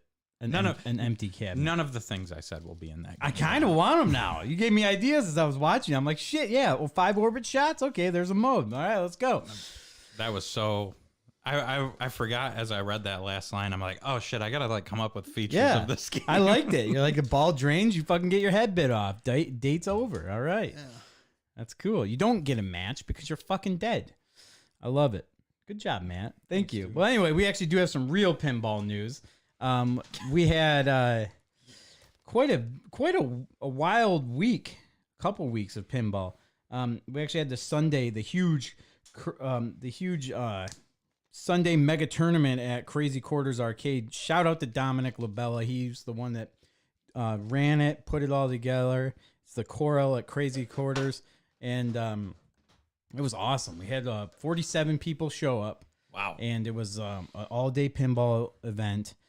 A lot of people from all over the state, people from Grand Rapids, Traverse City, down in the Detroit area. It was cool to see all these different people actually coming to Crazy Quarters and experiencing it for the first time. So it was awesome seeing it. And like it got crazy. I didn't do too good. I didn't do too hot. But I mean, the competition that was there was just insane. So Andy Rosa ended up winning that. His former state champion, Andy Rosa. He's a really good pinball player. There's like, I can't remember how much it was. It was $1,200 or $1,600 in prize money. Wow. There was they gave away an Xbox Series X. Like, it was insane. So many prizes, so many translates. So shout out to everybody that was involved with that. Chris, Jeff, Dominic. We did a ton. Chris Pasquaretti donated a ton of stuff for it. Man, it was an awesome time, and we have been working our tails off to try and get machines up and running for that event. So it was definitely a good time. That's man, I can't believe they had 47 people show up for that. Yeah. On the first one they ran. That's it was awesome. It was really fun. Good job, Dom. Dom did very awesome. Impressive. It was a lot of stuff on him, a lot of pressure on him, and he did very well. Let's see. I got 3rd place last week, so that was cool. Venom. We now have Venom at Crazy Quarters Arcade, which is awesome. Venom. My brother called me and was talking with me, and he was like, "Yeah, man, Aiden and I kind of got that machine down. We were playing it. We were playing it up there. We got some replays. Even got Mark and Dom watching us, seeing what we were doing. So." Him and Aiden were very excited to play that. Yeah, they did great. They should come to Wednesday night, 6:30. That's when we do our tournaments every week at Crazy Quarters. One Up Games in Saginaw has a Weird Al. That's like the only one I know around. So that's pretty sweet. Their tournaments are Tuesday night at 6. So yeah, if you guys want to go check that out. And they have their Weird Al event coming up soon. I believe that's October 5th. So, and there's also one really big announcement about what happened in pinball. Oh man, what could it be? Boys, it finally happened. I finally won my first pinball tournament. That's crazy, man. Yes. You got the first. You knocked down The podium. You just knocked it over. Yes. You stood above everyone else. Yeah, it was tough. I was like 20 people. There was like 20, 22, 20 exactly, maybe. I think it was exactly 20. Yeah, so there's 20 people in the tournament. And I was just getting seconds and firsts a lot throughout the night. And then I don't know what happened. When I got to the semifinals, I just started ripping it up, dude. I won every one.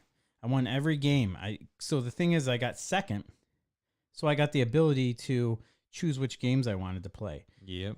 So I was like OG Black Knight. I picked a bunch. Wipeout. I've been tearing it up on that. High Speed.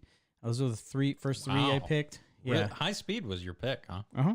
Wow. Yeah, and I like those older games. I'm not very good at the new Modern Stern, so the older games are where the rubber meets the road. That's where, your knowledge of the game is important, but the skill reigns. Yeah, the technique's real good, and those newer ones are just very complicated for my little itty bitty mush brain.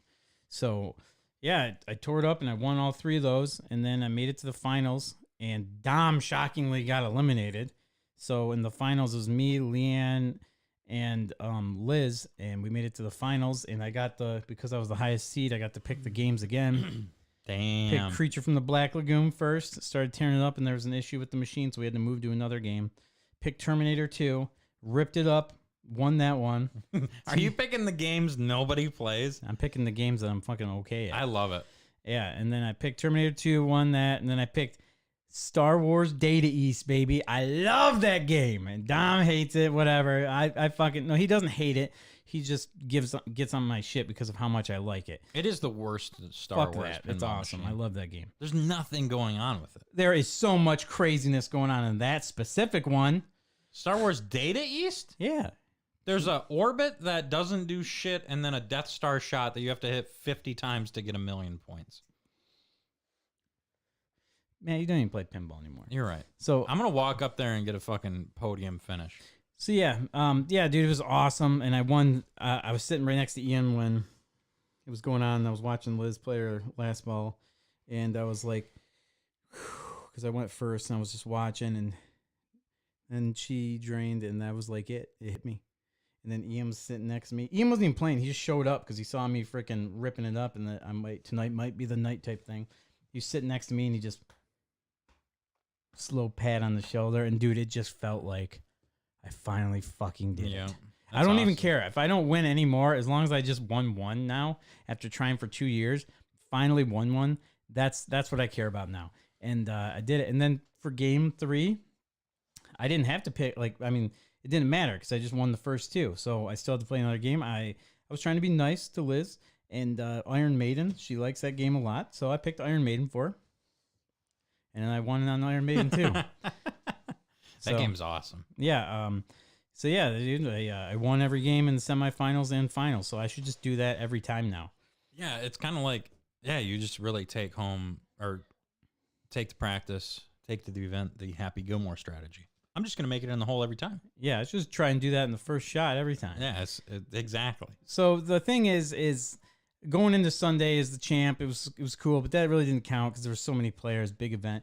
But then the next Wednesday, that's when I went in there. I cut a promo. It was pretty cool. You can check it out on my TikTok. And it was tough. I was trying to defend the title, and I made it to the finals again, so I was pretty pumped about that. I beat Dom and Stewie on Lord of the Rings, which, holy shit, I don't know how I did that. So I started feeling that was round 1. I'm like, here we go, boys. I'm going to win 2 weeks in a row. And then I just tanked everything on No Fear. I don't know that game. I realize I don't know No Fear. No Fear. I had fear, and it sucked, and I just got 4th place. And then Terminator 2, Dom picked, almost like trying to give me a chance. And those guys played great, and I busted my ass, and I ended up getting 3rd. So, yeah, I ended up getting 3rd. So the title's gone. Stewie won it all. Stewie's the champ currently. So nice try. You went out there. But yeah, that's pinball update for the week. I've always just choked in the finals. I've gotten a decent amount of finals finishes, but I just can't do it, man. I was Marky Bronze for a while. Yeah, I don't even know if I've gotten Maddie Silver. I think I've gotten Maddie Silver once, but never the gold. I only got silver once. Never the gold. You did gold with me? Split flipper champs. Now I'm so happy I don't have to keep saying, I won a split flipper tournament. Yeah. Now I'm a real boy. There you go. Let's do a little collector's corner. Shout out to Dom, though. That guy taught me a lot of stuff. Your brother? Dom Labella.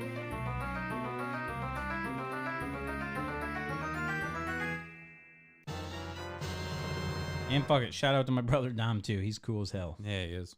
All right, we got a little collector's corner to do here.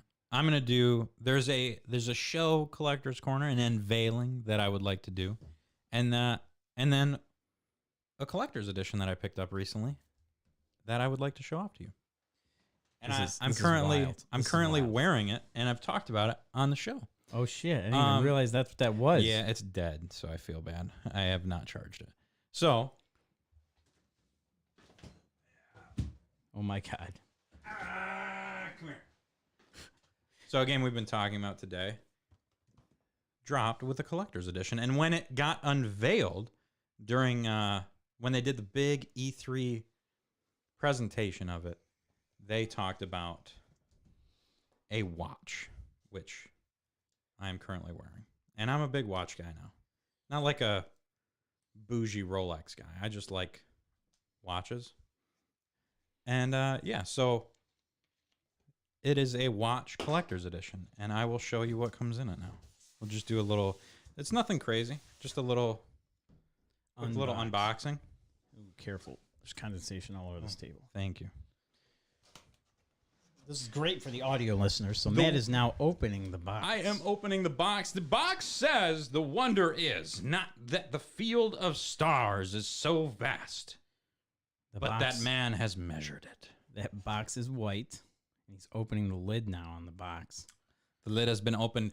The first thing from the box is the Steelbook Starfield Collector's Edition with, of course, the PC code, which I will not show you guys, and a cred stick. And it's like a nice quality credit stick. Have you found any of these yet?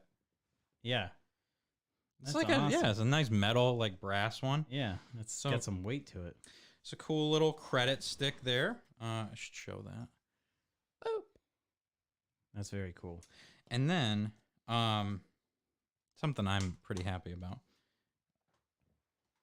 I'll try and do this without digging further into the box. Digging further. There's some foam. He's pulling these foam pieces out the side here that seems to be something quite large in there.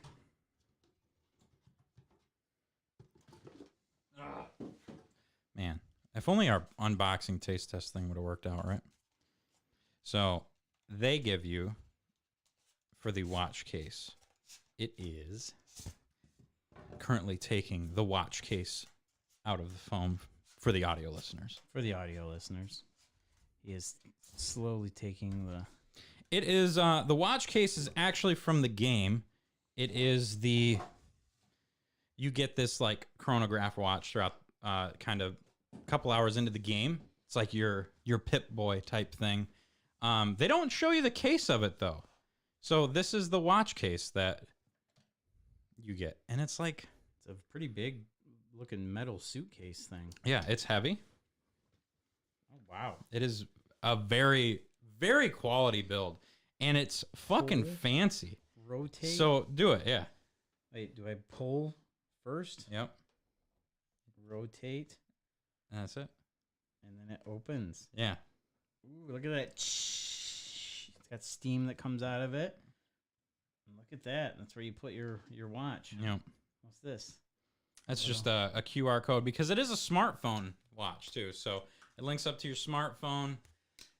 You can get all your messages and notifications on it. It's a little step tracker. So very cool. Yeah. The front of it's fucking rad. And that is very cool. How much did that cost?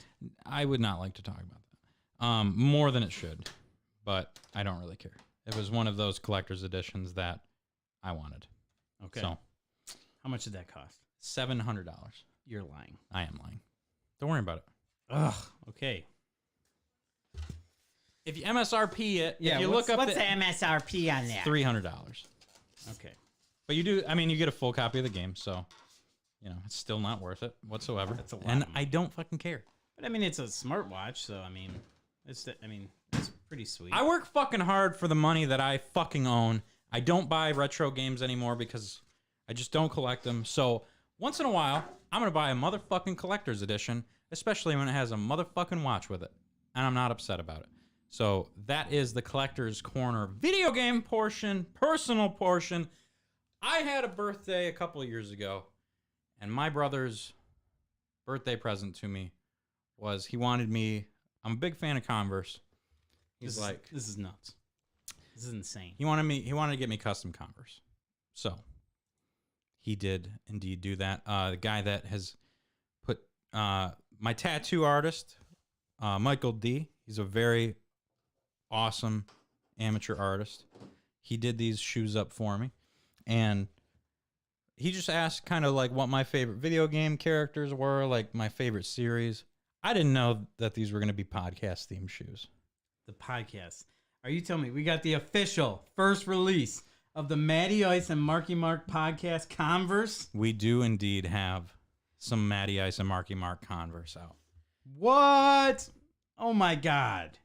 So I don't know how this is. Oh, it picks it up good. Oh, nice. It really does. Yep. The green screen. You don't quite see Yoshi there very much. Yeah, Yoshi's kind of see through. So you got Matty Ice, The the Matty Matty Ice. Ice. And look at that. Oh, And Marky Mark. Marky Mark podcast right there on the side of that shoe. So you guys, that is amazing. How much do those run retail for if anyone that wants to buy a pair of those? $400 retail. Give me your money. That's amazing. The Matty Ice and Marky Mark podcast, Converse sneakers for your birthday. Man, what a cool ass thing, dude. Yeah, we gotta get a picture of those. Put them on the page. I've been wearing those a decent chunk. Not like for my everyday stuff, but for like, just because I like repping the show. I'm Yeah. gonna wear those shoes out, and I'm gonna feel bad about it. But Dude, that's that's awesome. Eventually, they'll be so worn that it's like the Matty Ice and Marky Mark is faded but still legible. So Yeah. that's when they'll go On the Yeah, exactly. we'll sell them. Exactly. We'll sell them to some creepy freak that loves feet. Yeah, Some this foot fetish freak. this show will be done like 10 years later. Somebody will be like, does anybody know where I can get those shoes from? I've tried to contact Matty Ice and Marky Mark, and they don't have them. Collector's item, man. Yeah. One of a kind. Eventually, the show will resurface 30 years from now and be like, wow, these guys were really fucking talented podcasters in the upstart of the amateur podcast. Yeah, it's so wild they never made it big. Oh, man, it's almost like that one guy, Matt, should post social media stuff more. What happened? And then there'll be a documentary about us and stuff. They'll find out I was doing hardcore drugs the whole Yeah, time. right. Like, And then, like, that was the reason we failed, kind I of have, like Fleetwood 17 Mac. kids and stuff. Yeah, definitely like 12 Fleetwood different Mac. moms. Fucking, That's you. that's me. Yeah, you're definitely there, getting there. Yeah. Sorry, I'm just thinking Fleetwood Mac in my head now. Oh, please, give me those Fleetwood Mac lyrics that you definitely don't know. Yeah. I I don't even know what song you're singing. Keep going. Keep going. I don't know. Oh my god, that's funny. All right, we're gonna get on to Film Freaks here. Yes, good. I got some great movies. I watched a great movie that I'm shocked.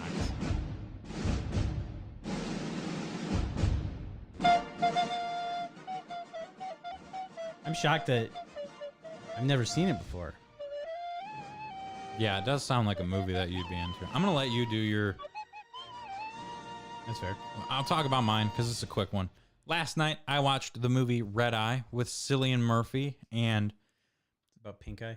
that might have been Angelina or Jennifer Lopez. I don't know. That might be wrong. It was a very well. You hear that? What was that? That was terrifying. What was It sounded like a giant cockroach trying to come through the window. It's probably my raccoons. They hang out outside all the time. Okay. Well, either way, it had Cillian Murphy and this other lady actor that I don't know. I think it was Jennifer Lopez. It's a good movie. It was the lady actor is a manager of a hotel, and she gets on a red-eye flight. Crazy. It's a fucking in the name. It's wild that they would get on a red-eye flight. What's a red-eye flight? A red-eye flight is a very early morning flight, like 1 a.m., 2 a.m. Oh, okay. Where your eyes are red Gotcha. because it's so late. I get Slash it now. early. I get it. Yeah, it's like if you got on a flight like at like 3 a.m. or something. Red-eye flight. Yeah, exactly. So the lady actor, Jennifer Lopez. We're just going to go with Jennifer Lopez. J-Lo. J-Lo gets on a flight with Cillian Murphy. And, well, before, I don't want to spoil the movie. It's only like 20 years old. But it's pretty good. It's kind of like a thriller in the sky, you know? Rachel McAdams.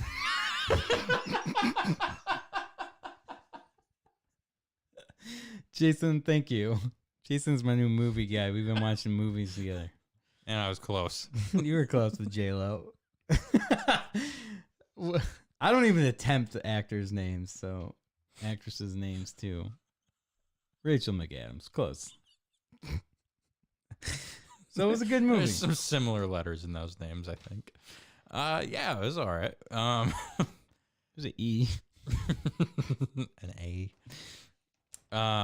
Jennifer doesn't have an A in it. Or Lopez. Lopez. Wow, not even remotely close. Oh my God. Was the movie fucking good? Jesus, Matt. Cillian Murphy was fucking fantastic. He plays a psychopath, total normal guy. A very normal guy that you would not think is a serial killer. And then you see like his I'm a fucking dirty, rotten scoundrel side. Yeah, I would give that movie a 3.5 out of 5. Okay. With Jennifer Lopez. Yeah. With Rachel McAdams, 3 out of 5. All right, so yeah, I got into a movie. I bought it a while ago, and Jason gave me shit because apparently I've never seen it before, and that's The Monster Squad.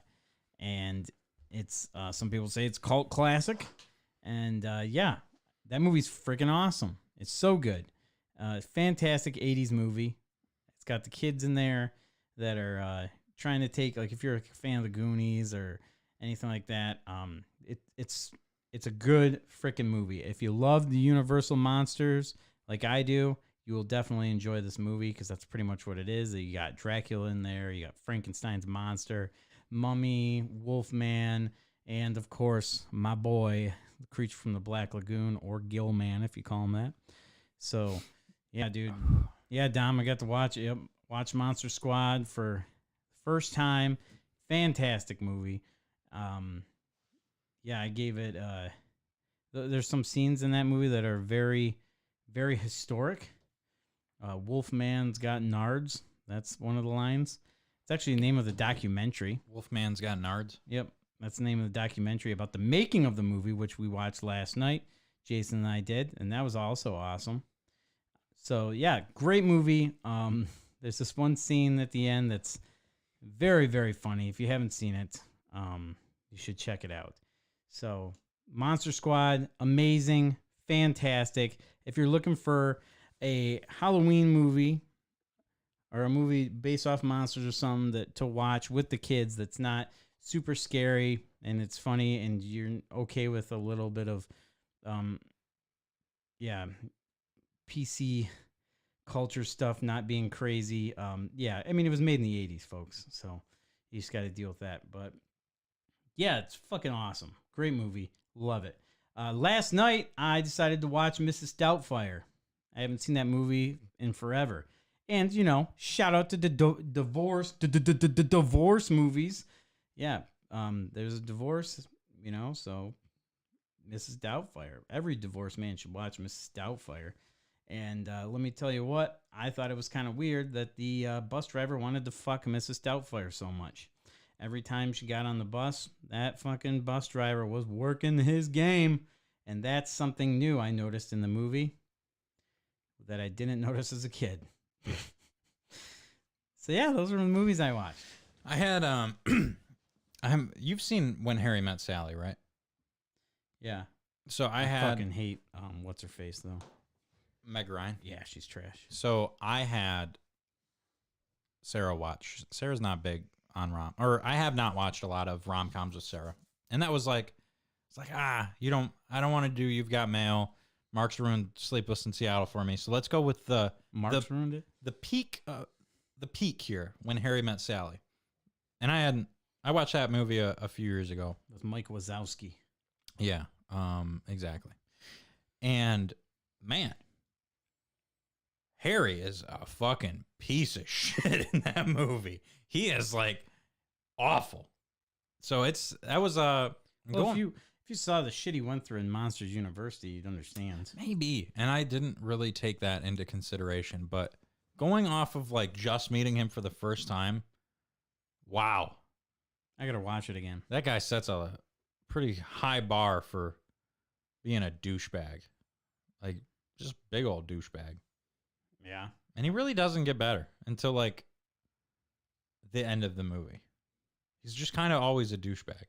Wow, Harry? Yeah. I mean, maybe like midway through, he kind of starts to like You're getting turn roasted a new in leaf. chat. Matt, how on earth did you confuse Rachel McAdams for Jennifer Lopez? Come on, man. That's I don't know because Ian 20th Century calling you out. who the fuck is Rachel McAdams? I can't think of one other movie she's in. She seemed familiar. I think you're about to get roasted. I don't again. really care. I'm Dom says, pretty sure Mrs. Doubtfire is illegal in Tennessee now. That would not surprise me. like the movie itself. Yeah. Wow. They're crazy. They are crazy. Yeah, it's a crazy state. They got like 37 vowels in their name. You can't trust them.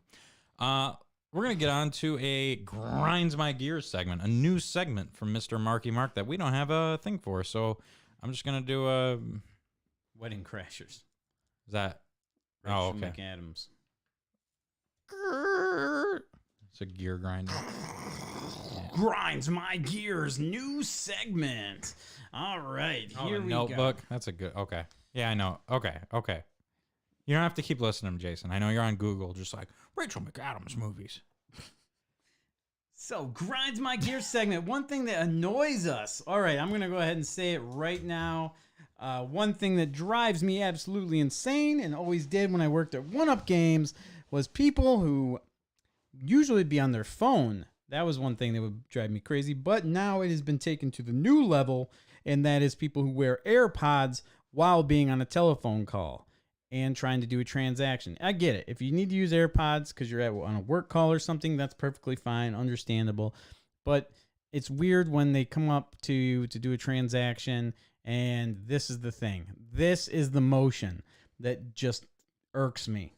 When I talk to them and everything, I like, they give me the money and I count it back to them.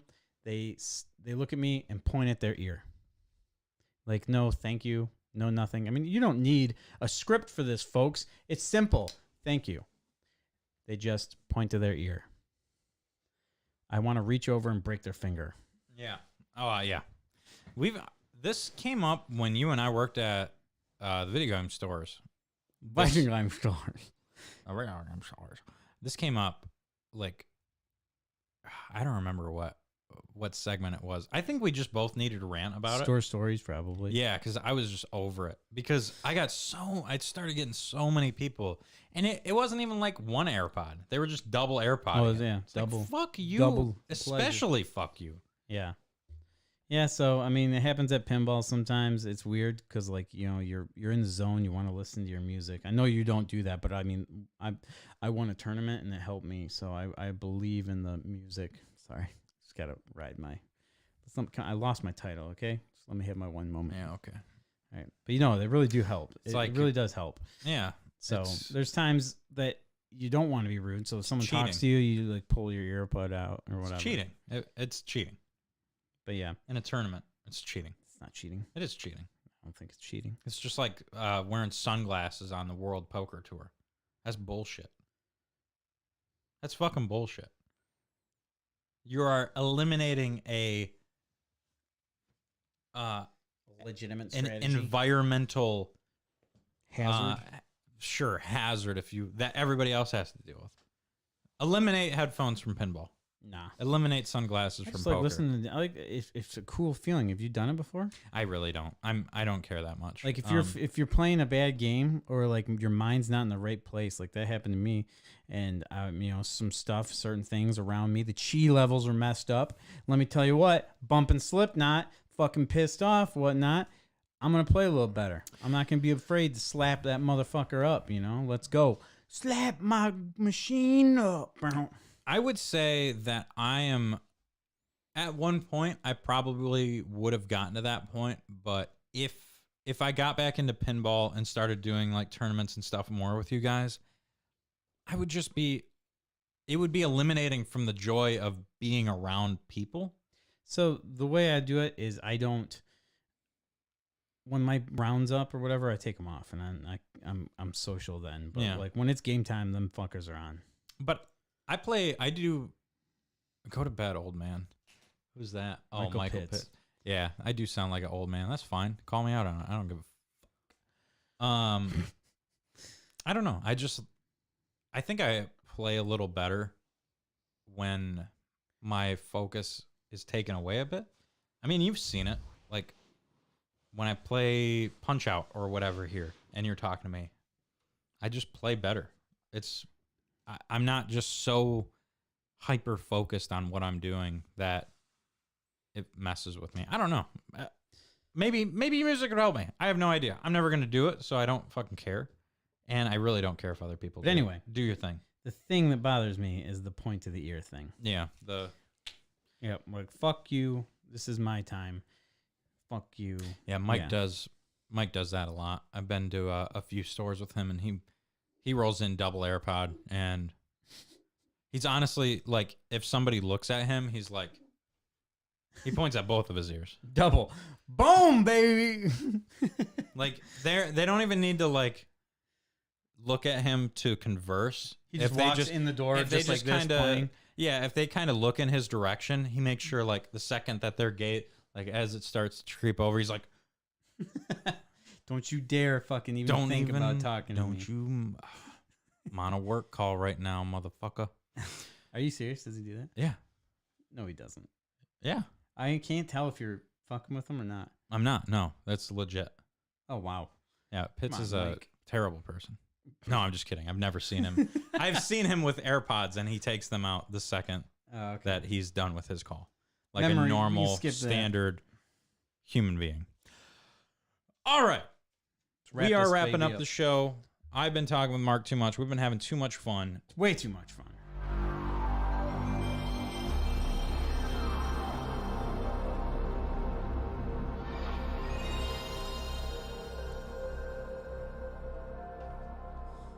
Okay, so I have this segment here for memory, and what it brought, like, I was talking to Mr. Josh Dawson. He's an awesome guy. I love Josh.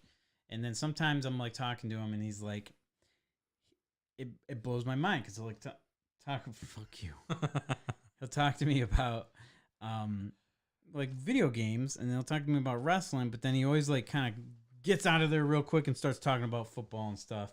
And then gives me shit for liking wrestling sometimes. Not too bad. But then I started thinking about it. And I'm like, man, it kind of reminded me of growing up in like middle school. So there was always something. Like, we're nerds. That's the thing. We get it. Yeah, that's what it is. And there were things that we were into growing up. But there comes a time in the middle school era where, if you're cool, you got to kind of pump the brakes on a few of those things and hold it back, because you're trying to hide your nerd image a little bit. So, Matt, I'm sure that you grew up in a different era where like people are more accepting of everything now. Oh, for sure. Yeah, absolutely. You grew up where everyone loves everyone and everything's shit's fucking rainbows. They and were stuff super now. nice to me in high school, middle school. Everyone's fine. But I grew up in the 90s where like, it was still like So, like, I remember if you like something, like, I got called fag one time in 7th grade. Damn. Because they called it me. I mean, I took it. Yeah, they called me that because, I had, like, a Stone Cold Steve Austin shirt on. Dude, if you got, like, a peanut butter jelly on lunch, you would get called that. Just like, Yeah. people just use that in every situation possible. So yeah, for sure. Yeah, I remember in 7th grade, I wore a Stone Cold shirt to school, and yeah, I got owned for it. Was that like at the time frame where wrestling wasn't cool for some reason? Because that feels like... No, I mean, it was pretty big then. It was fucking Attitude huge. Era? Yeah, it was Attitude Era. I mean, if you're going to like high school right now with a Roman Reigns t-shirt on, yeah, you're probably going to get lit up for it. I don't think so. Nowadays, kids are so nice to each other. No, they're not. Yeah, And they never will be. They didn't have this anti-bullying campaign thing when I was in school. They were like, well, fucking stand up for yourself and kick his ass back. No, that's, you know. Yeah, now they're just like, well, tisk tisk. I really want to just launch into a whole thing. Not like disagreeing with you, but...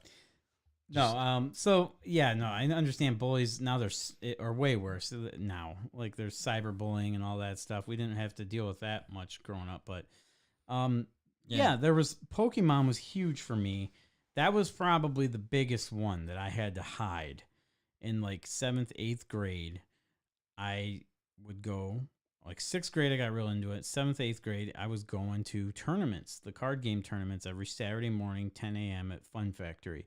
And then I stopped going there for a bit, and I went to Toys R Us because it was way easier competition. I beat the shit out of, people that sucked. And then they'd give you badges, too. You actually won, like, little medals and stuff. And they'd give you a bunch of promo cards, too. It was way cooler at Toys R Us. And I remember I was there one time, and a bunch of these kids from my grade, like, good-looking, like, some of the good-looking popular kids that I was friends with walked in. And, like... I had to grab my shit and I just fucking walked off. Like I just like walked into like a different house. Like, oh, what's up, man? Oh yeah, no, and like immediately had to play it off. Like, and then when they left, I was like, oh my god, I hope they didn't know that I was here for Pokemon. Oh my god, and being that worried and paranoid about it all weekend long, it's so fucked up. And like that's one thing that I don't ever want my kid to have to worry about. Like he plays games, he's into all this stuff. I don't ever want him to have to feel scared and worried to change what he's into. Yeah. I don't know if you had any of those things where you had to like hide your nerd. Always. Image. Yeah. It was it got a little better. Either the situation itself did or I just stopped caring about my public image at the end. But especially in middle school, that seems to be when it happens the most. Yeah, end of middle school, freshman, sophomore year of high school, being like the gamer was not cool.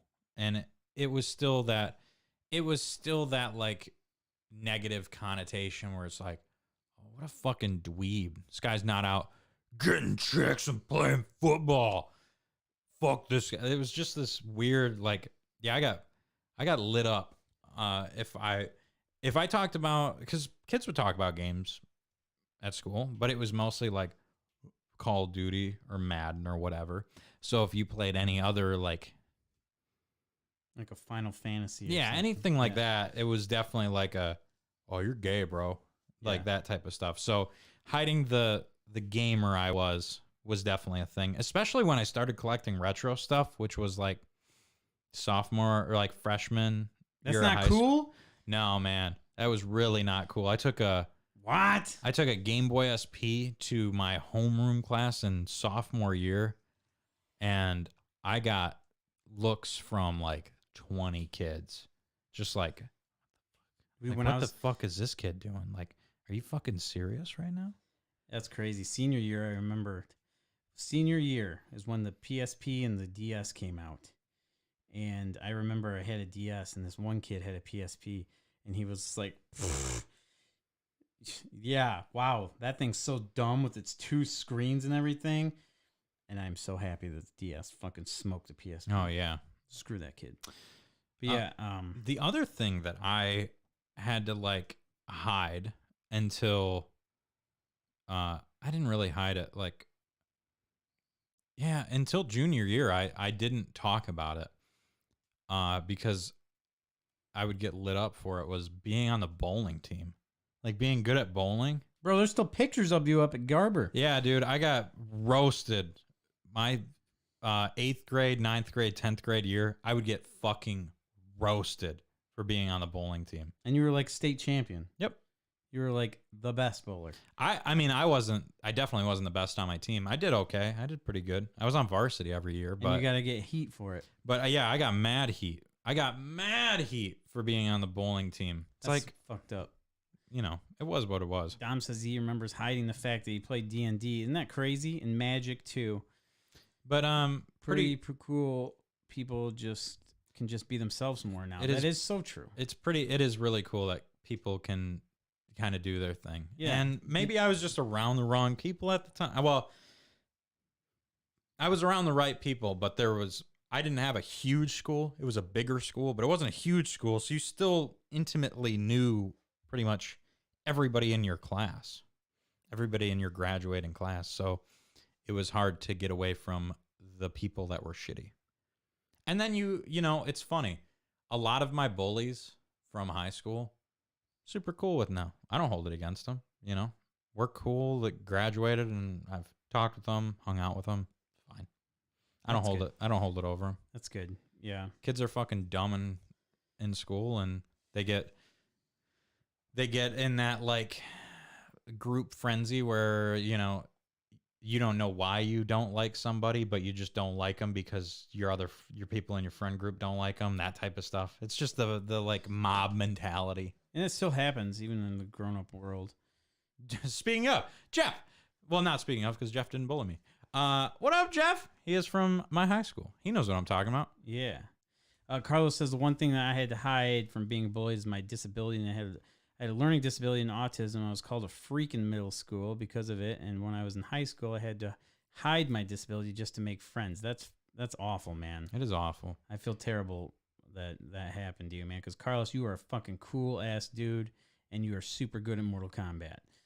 So, yeah. And that's the thing is, you get out of high school, and it's like almost immediately. You get out of high school, and none of it matters. None of those people matter. You know, the thing is, you say, like, the people that were bullies will become nice to you because, like, you know, they get in the real world, and that shit don't matter anymore. I know some people that were bullies, and they are, like, a line cook or something, or a dishwasher, and, like, I've gone back to Traverse City, and, like, I'll be at the place at the bar, and then all of a sudden I'll hear, "Oh, hey, Mark, what's up? You're in town?" And it's like, holy fuck, dude, you still washing dishes 10 years later? Mm-hmm. Like, you know, like that's why, because, you know, life gave them, you know, they were cool as fuck in high school, but that shit don't matter in the real world. Yeah, your status doesn't matter after you graduate, and it doesn't matter while you're there anyway. If you're gonna be a piece of shit to people, eventually that's going to bite you in the ass in the long run. It'll catch up to you. So the thing is, don't be ashamed of what you like doing, and be nice to each other. Yeah, it absolutely. Don't be ashamed of what you're doing. Absolutely. Enjoy yourself, unless it's a horrible thing that you're doing. Yeah. Then be ashamed. Like of if you're yourself. like into heroin and shit, don't. Yeah, that's not cool. Yeah. You know, Have but- shame. Yeah.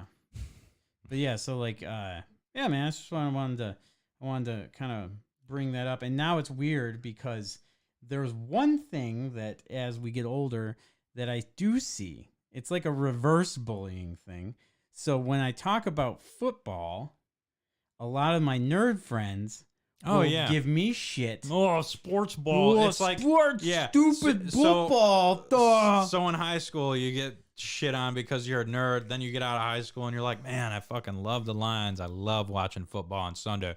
Oh, sports ball. Oh, I throw the basketball stupid. in the touchdown. Whoop, 4 points. Yeah, dumb. Yeah. And maybe it's just their way of, you know, because they got bullied or something. I don't know. Who cares? But yeah, you know, you still got to roll with punches in life, baby. Let's go. All day. All day, every day. And you know what? And when I say baby, I'm not trying to like be offensive to any female listeners or whatnot. You know, Or babies. I'm just saying it's lingo, man. You know, it's how I talk. TGA. No, I retired that. All I'm right, no longer guys. TGA, by the way. You are the greatest around. No, I appreciate And that, but we'll no, never let it die. My pinball And is now MKR. No, MRK. Mark. Okay. My new pinball initial is no longer TGA. Those days are dead, man. That's dumb. TGA is done. What? That's dumb. MRK? No. Why? The reasoning behind it. Oh. All right, guys. We will see you next week on the Matty Ice and Marky Mark podcast. Peace. Wait, you want me to keep TGA? Is that what you're saying? Oh, I know why you're dropping it. It's not because you want to. Fuck that. Nah, it's just What did we just talk about? It's caused a lot of drama, baby. No, it doesn't. I don't know. TGA. Keep the TGA. TGA. I'm all keeping day. the ice. What am I gonna do, ma'am? Fuck that. Ma'am's terrible. Well, yeah, you can't use your initials. Your initials suck. Yeah, they do. Thanks, Mom. Ma'am. I saw that you had like one of those towels up in the bathroom with your initials on it. I'm like, ma'am. Mom. Who the hell is ma'am? Yeah, man. It's a shame because my name flows together pretty well. Like they did a good job. My parents did a good job thinking about the like long form of my name. They just didn't take into effect the initials. Yeah, that's cool. I mean, my real name is John. So, spoiler alert. Sorry, guys. Didn't know if you knew that or not. But You go by Mark. yeah, so like you don't want JMR, to. like what the fuck? Jamar, dude. Jamar. Yeah. All right, guys. We're going to take off. I got to get to work tomorrow. I really enjoyed you guys being in chat, man. It's great to see you guys come in here and talk with us every week. Seriously, means a Jeff, lot to us. If you're still here, I hope you're doing well, man. It's been about 6 years since I seen you, 7 years. So hope you're doing good, and I appreciate you tuning in. Same for Carlos. Yes, Carlos. And don't forget to pre-order your Pinball Machine Mantis and your Matty Ice and Marky Mark Converse sneakers. Blind Date Mantis, Matty Ice, Marky Mark Cons. We'll see you guys next week.